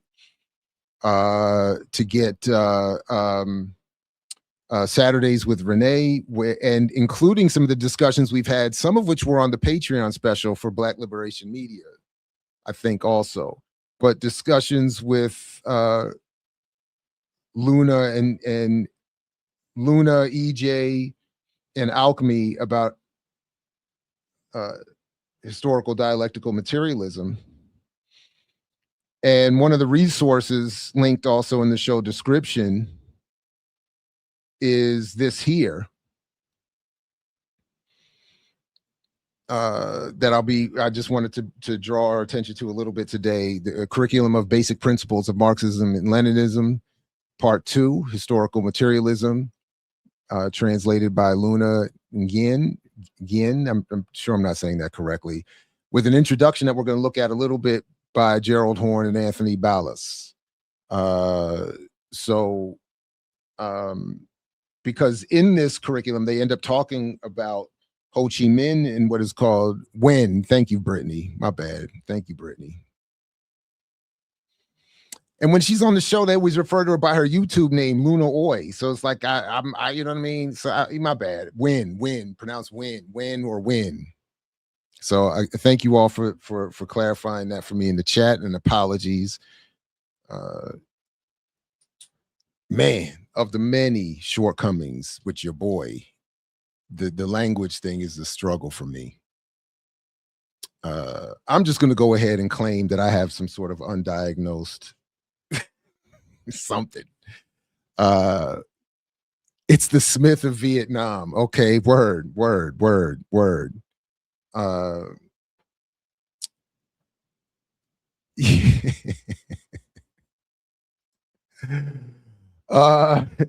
I think I got some sort of affliction that something's with me in language. I just can't get with it. I just can't get with it. And yes, I know there's other ways I could get the help. Thank you all very much. I get it. It's just, it is what it is. This is, at this point, this is a cemented personality trait of mine. This is as good as I'm going to get. Okay. So, but I did just want to, the whole thing, all of their work is fascinating, and most of it admittedly is new to me and over my head. I've never studied Marxism-Leninism at this level. So I really appreciate it. And I've never studied Ho Chi Minh Thought, as it's said, which is of course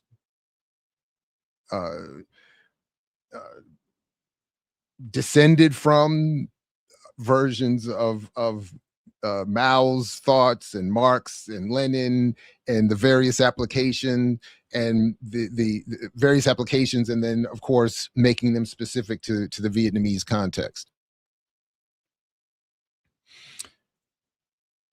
But so again, please check out this whole thing. I'm limiting us for reasons of time, and also this is again not my expertise, so watch, but I am thoroughly enjoying the reading, and then the study sessions that we have on Saturdays with Renee, which are essential. So please again make sure you are signed up over there. Yeah, no, I needed I should either join somebody's study group, start my own, or just continue, I don't know, just trying to be realistic with time and overcommitment. I've already overcommitted already. I thought I was about to have, I'm supposed to be off. I feel like I've overcommitted to so much other stuff, but this is dope though. This is what it's all about. So like, share, subscribe, support the platform, support all the platforms in the satellite. So it is in our atmosphere ecosystem. Yeah, 1804 got. I just got another new. So first of all, 1804 got a whole bunch of dope books, and whoever came up with their style,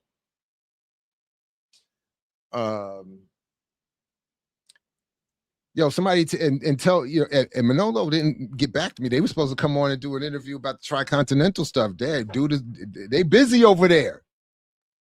But yeah, the books are not only dope content-wise, they're fly in terms of the aesthetics. Whoever's doing the aesthetics,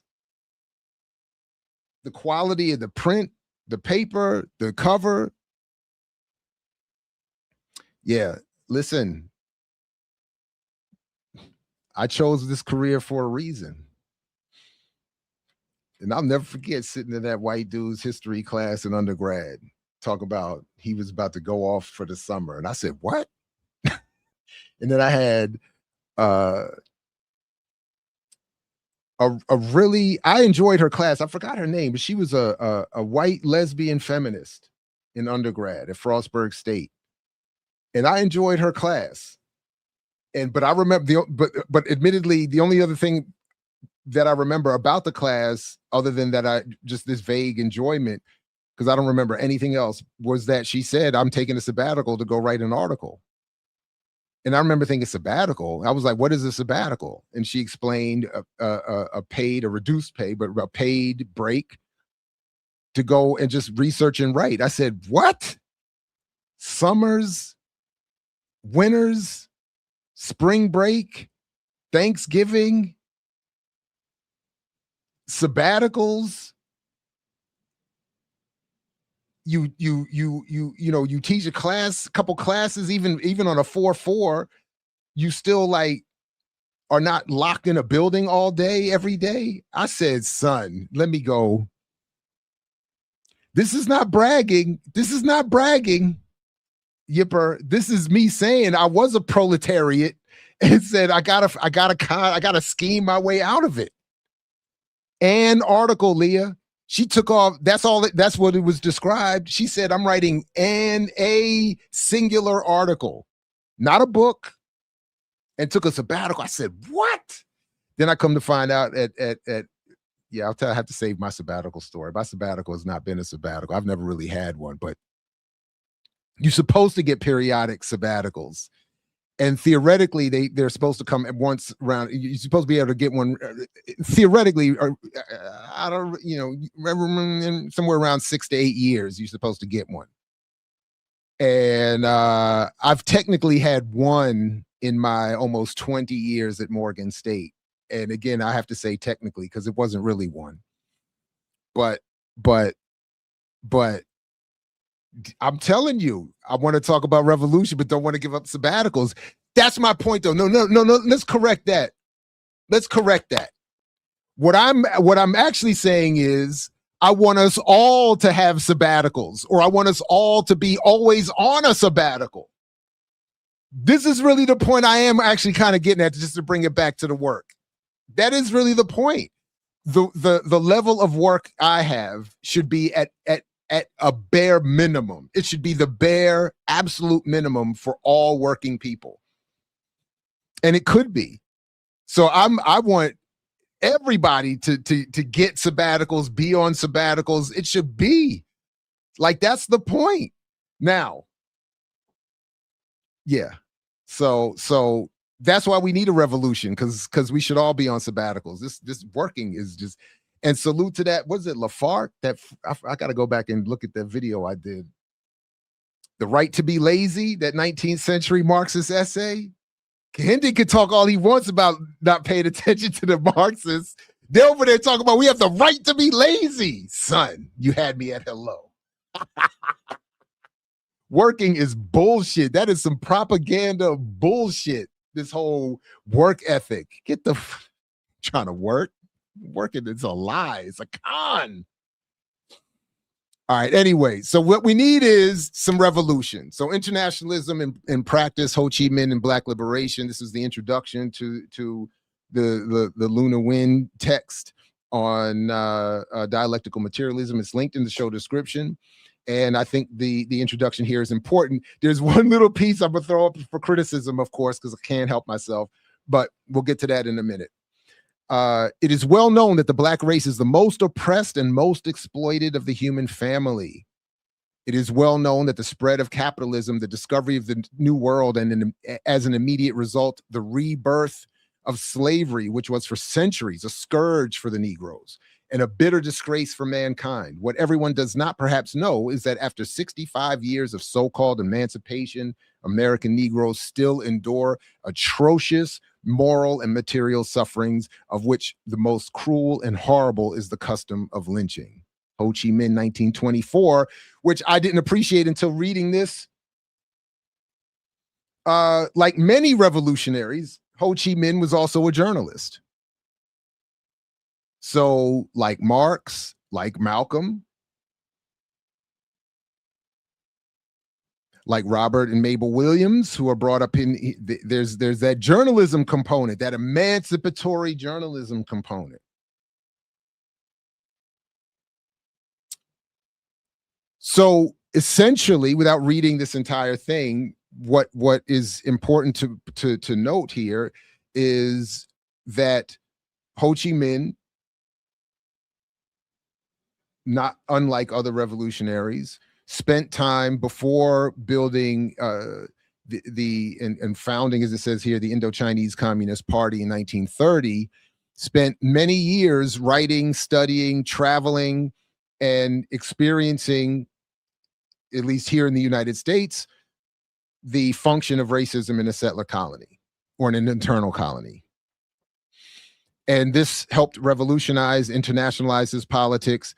And as he says, eventually somewhere in this piece, it led him to understand the need for an international movement towards socialism or communism or communism. Ho passionately asserted in July 1924 that it was the task of the communist newspapers to introduce the colonial question to our militants, to awaken the working masses in the colonies and win them over to the cause of communism. If we just reverse engineer that quote, we see how the function of media has been working here in the United States to put to sleep among the working masses in the colony the idea of communism, to assure that they are never won over by communism. Young Ho Chi Minh in 1921,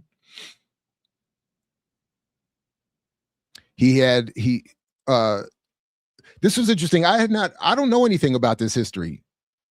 The boxing history, the Senegalese boxer Louis Mbarek Fall, who defeated the white boxer George Carpentier in 1922 to upset and become the light heavyweight world champion. I admit I didn't know anything about this. I obviously know about Jack Johnson and the heavyweight, but I didn't know about this lightweight version of the Great White Hope getting beaten by the African superhero that revolutionized and helped spur many people, including Ho Chi Minh.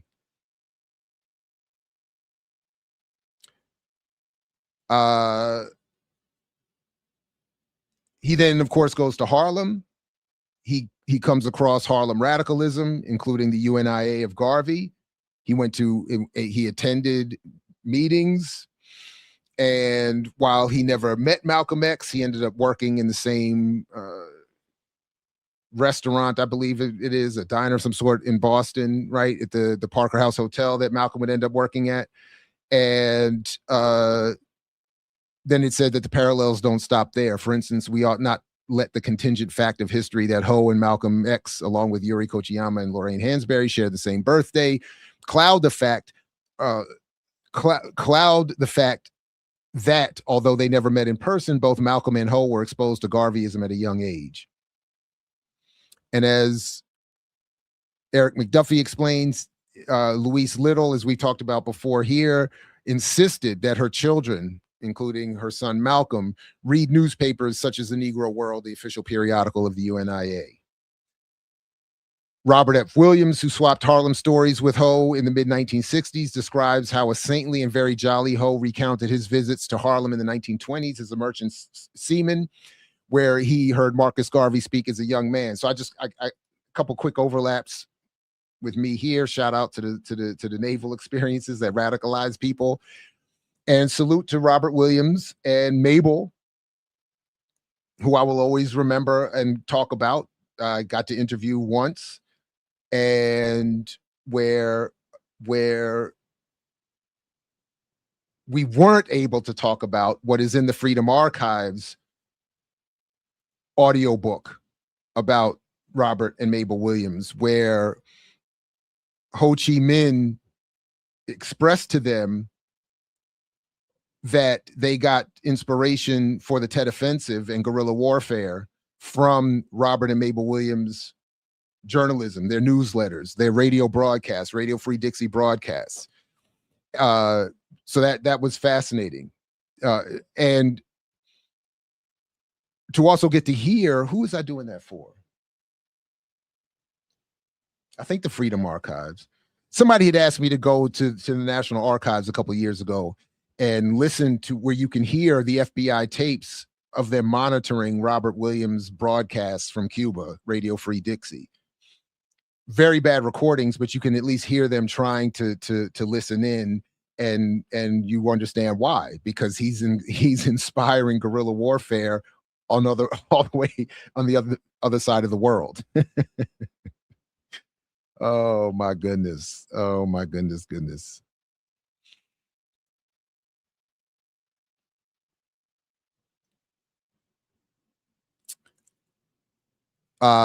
It is no wonder that the great internationalist Paul Robeson, himself a polyglot, fluent in dozens of languages, extolled Ho Chi Minh, granting him the honorable title as the Toussaint Louverture of Indochina in 1954. It should not go unmentioned that Ho's words on the Haitian Revolution came over a decade prior to the publication of C.L.R. James' landmark text, Black Jacobins, at a time when the import of events in 1791 to 1804 remained little publicized and even less acknowledged in the Anglophone world beyond the Black diaspora. So here they have reference to, again, his own Ho Chi Minh's journalism, writing before C.L.R. James positively about the Haitian Revolution and what it meant for others similarly oppressed.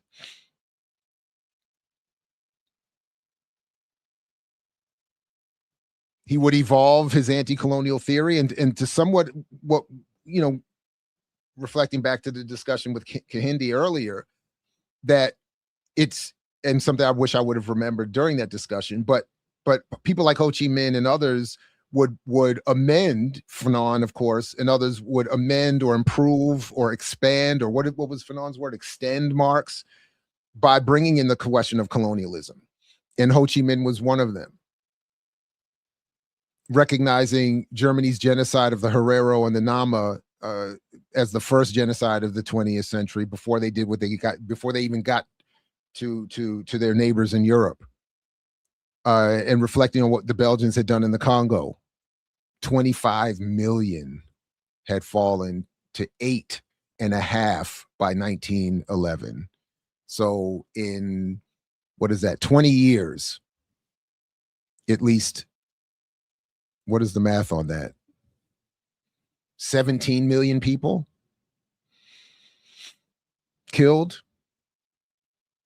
In the 1940s, Ho, then the leader of the Viet Minh, confronted Black soldiers on the battlefields in Indochina War with whom he would otherwise have been in objective alliance with against European powers. And it's interesting when they mention that in here about the propaganda used against Black soldiers or targeting Black soldiers in Vietnam to encourage them to desert. That Ho had already had experience with Black soldiers, had probably had more experience with Black people during his visits in the United States than most of the white soldiers that were serving with the Black soldiers in the US military, who would have probably not interacted at all in the military or certainly back at home.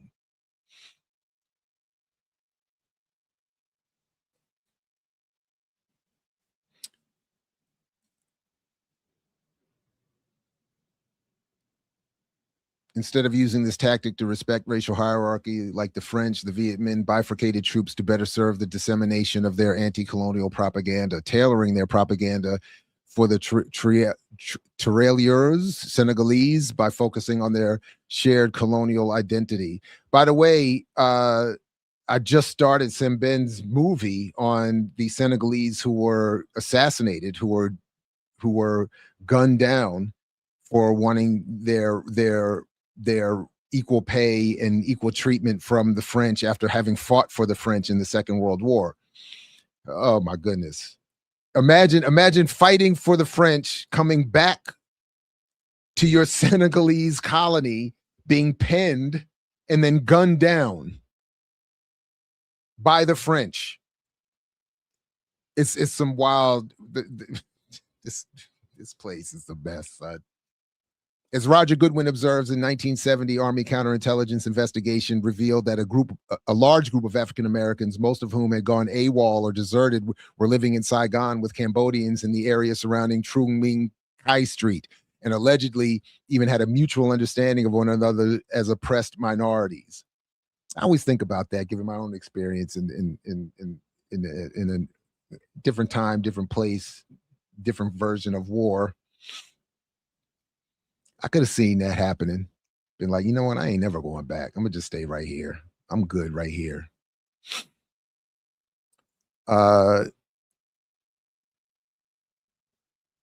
As president, as talking about Robert Williams as president of the Monroe, North Carolina chapter, NAACP, Williams' anti-war efforts cut against the grain in the years following the Compromise of 1954, when the NAACP turned its back on internationalism. We have versions of this today, right? Wilkins viciously attacked Martin Luther King Jr. for his pro-peace stance on Vietnam. When an American Negro soldier kills a Viet Cong, he is not killing a colored brother. Why should we consider the Viet Cong our colored brothers? He asked querulously, since purportedly they don't feel the Negro is his brother. 2026, we have versions of that still live and well. Why should we support the Palestinians? Why should we support the Iranians? Why should we support the Mexicans? Or why should we support them other Africans? I'm not African. I'm a Black American.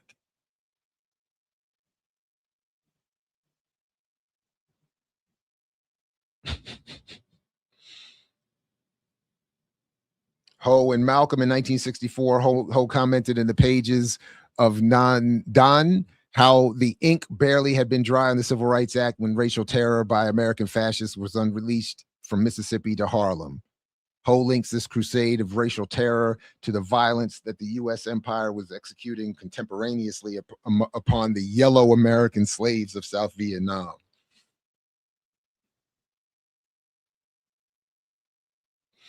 This is a page from the Black Panther newspaper addressing American soldiers serving in Vietnam. Dip, break out.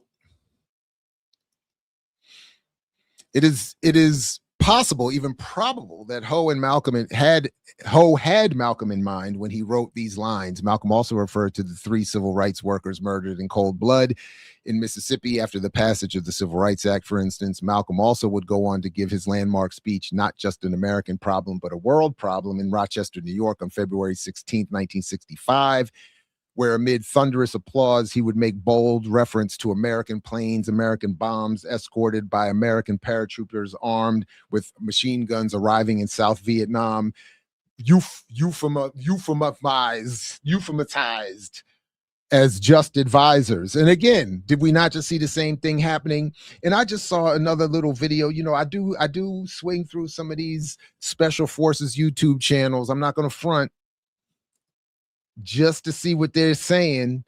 And do you know that they're the ones still talking about? Do you know, I almost as much as anybody else, they're still talking about all of the things that don't get brought up and don't get followed up on, like the 4 special forces soldiers that were caught up in Niger a couple of years ago.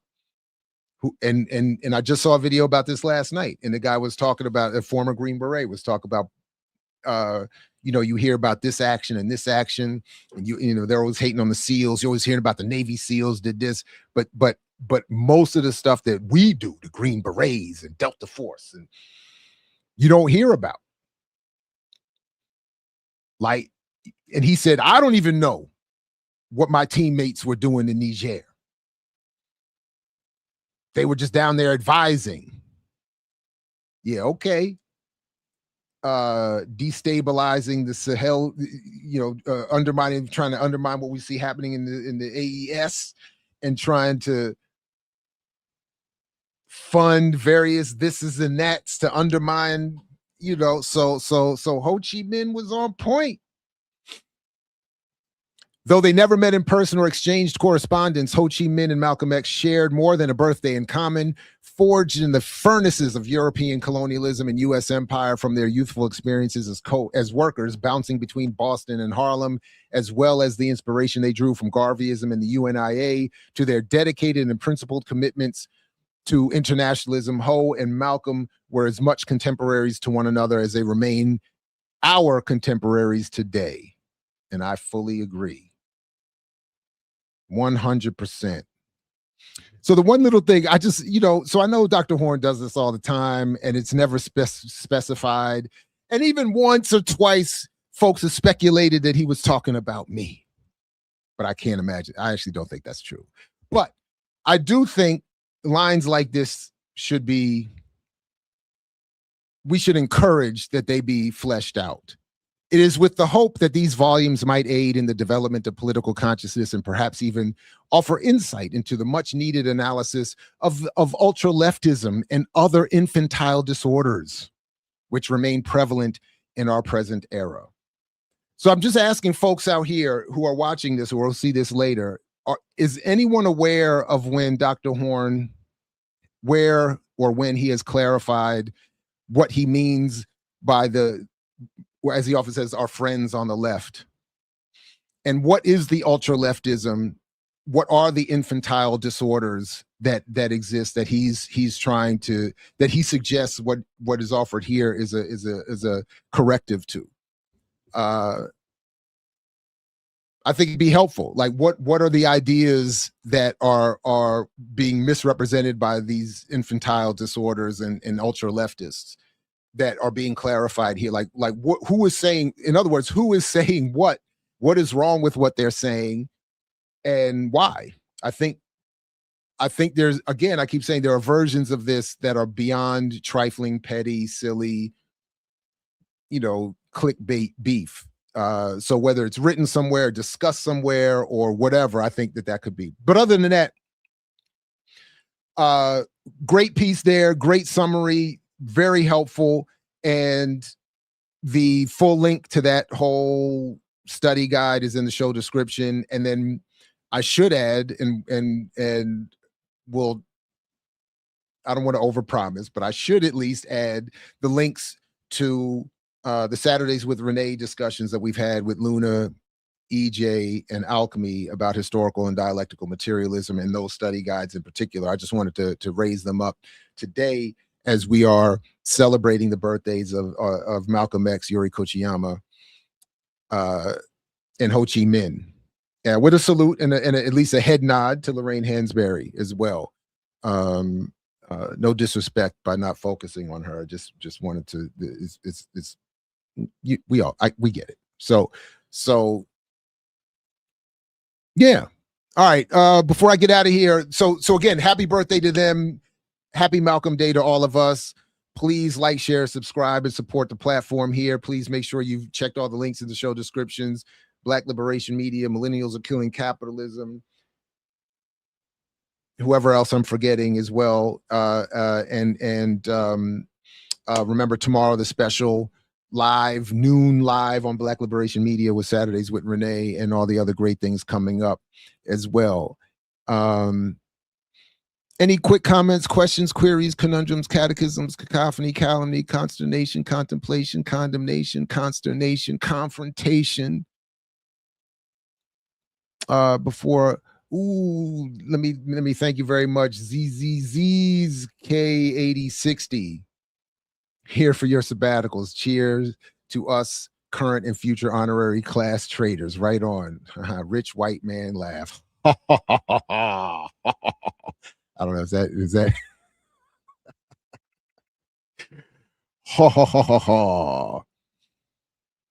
will never go jab, will never go over men book black. You're saying I will never, or will I ever go over men's book on black race? I'm not familiar with it. So the study guide here and maybe one or two other articles over the years. I have not read, admittedly, much of Ho Chi Minh's work directly. So are you saying that is a book he wrote? that I should check out? If so, please, yeah, I will. Yeah, one page of the thesaurus. Yep, that's all I got room for. Ha ha ha ha ha. Check out this bizarre rapping style used by me, the B-I-Z. Oh, Mozambique in the building. What's up to you, MJBX28? Salute to Mozambique. Man, I got to get back to the continent, man. I think I've been bull smitten on my travels. I should get back to the continent. It's been way too long, and I've never been to Mozambique. What's good in Mozambique? What's happening in Mozambique? But definitely happy born day. Thanks to Kehinde Andrews for joining me earlier. Please check out his work in the show description. Happy birthday to the revolutionaries.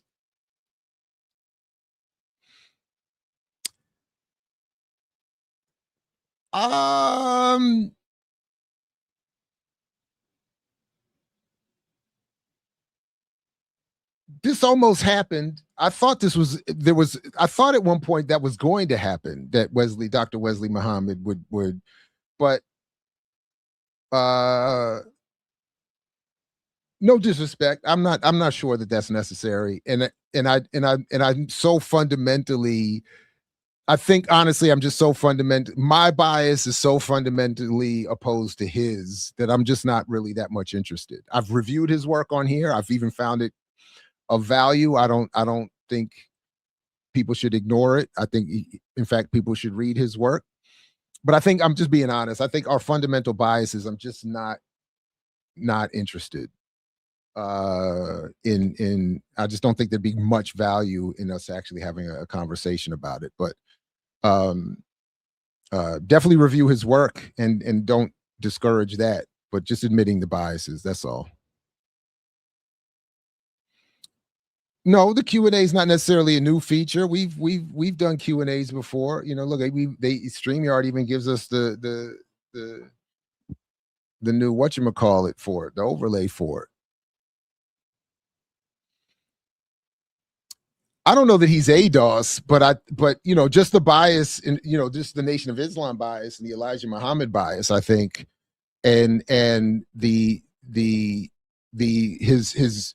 his goal, that is Wesley Muhammad's goal, is to demonstrate what is part of it is. So what's interesting, our biases overlap to the extent that neither one of us wants Malcolm's assassination to focus on the Nation of Islam. He just goes a step farther, I think, in trying to demonstrate that the nation couldn't have been involved and wouldn't have been involved. And I'm not convinced by that argument at all. And I do think that the nation and Elijah Muhammad should be held up for intense criticism over the assassination of Malcolm, how they've engaged Malcolm posthumously, obviously how they dealt with him while he was alive. And there should be, that should be part of the discussion. So that's all. That's it.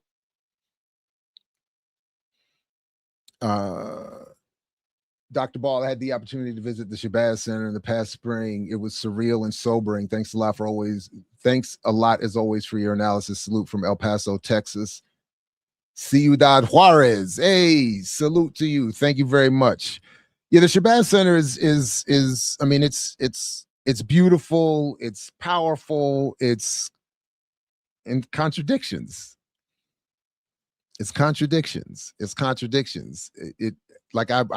will still bother me to see, you know, Hillary Clinton praised in the office. It's just that's difficult. That's difficult. Yeah, there's been people keep saying it's new and recent scholarship, but I feel like the stuff that's been said about Ward Fard has been out there for quite a while. We don't need another Zach versus NOI debate. Yeah, I don't think anybody's interested in that either at this point. So, you know,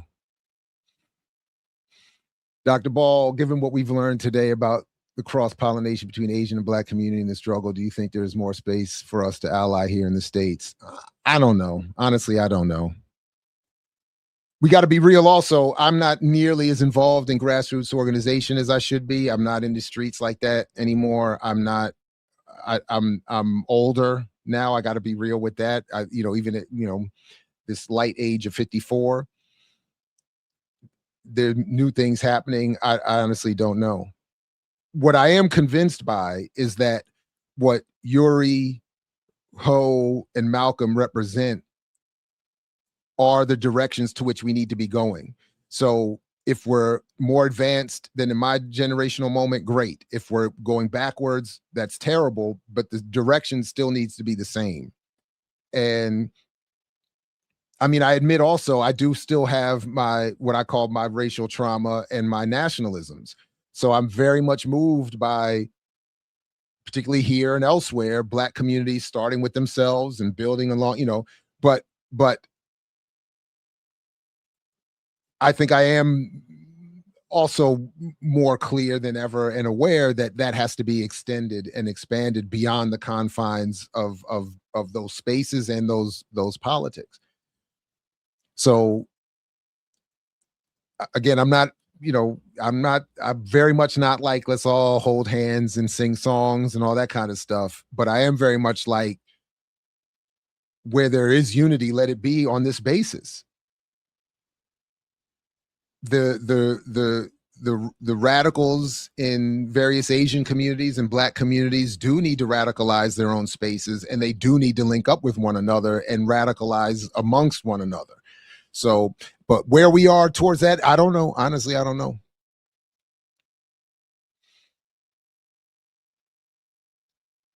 Yeah, I did reach out to Paul Lee last year. I didn't hear back, but his research is thorough as well. No doubt. I've not heard of this movie, My Father's Shadow. Is this new or is this old? I'm not aware of that. I don't know about that one.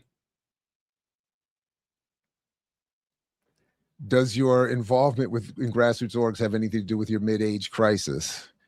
There's some overlap there. I think so. But the fullest and most complete answer to that question, I don't think I'm prepared to give publicly, at least yet. But there's overlap there for sure.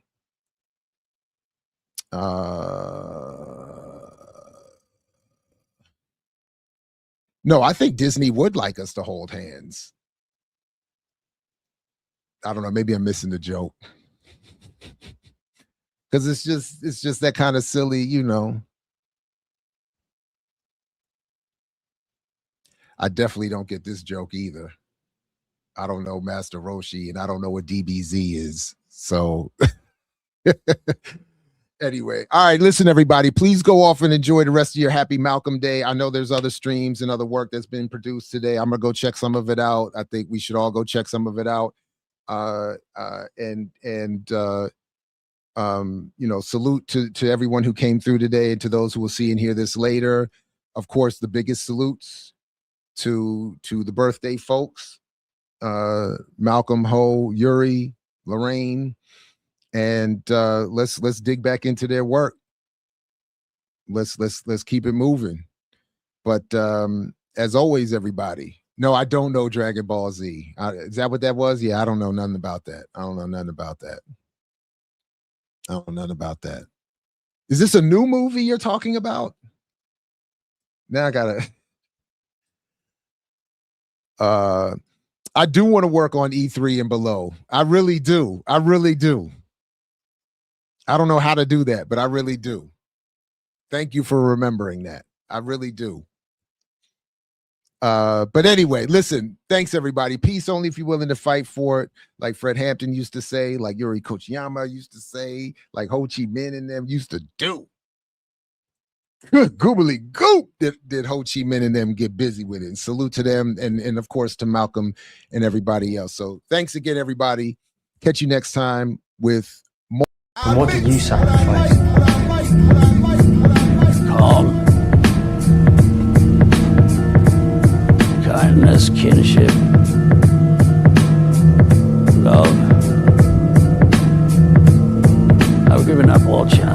peace. I made my mind a sunless space.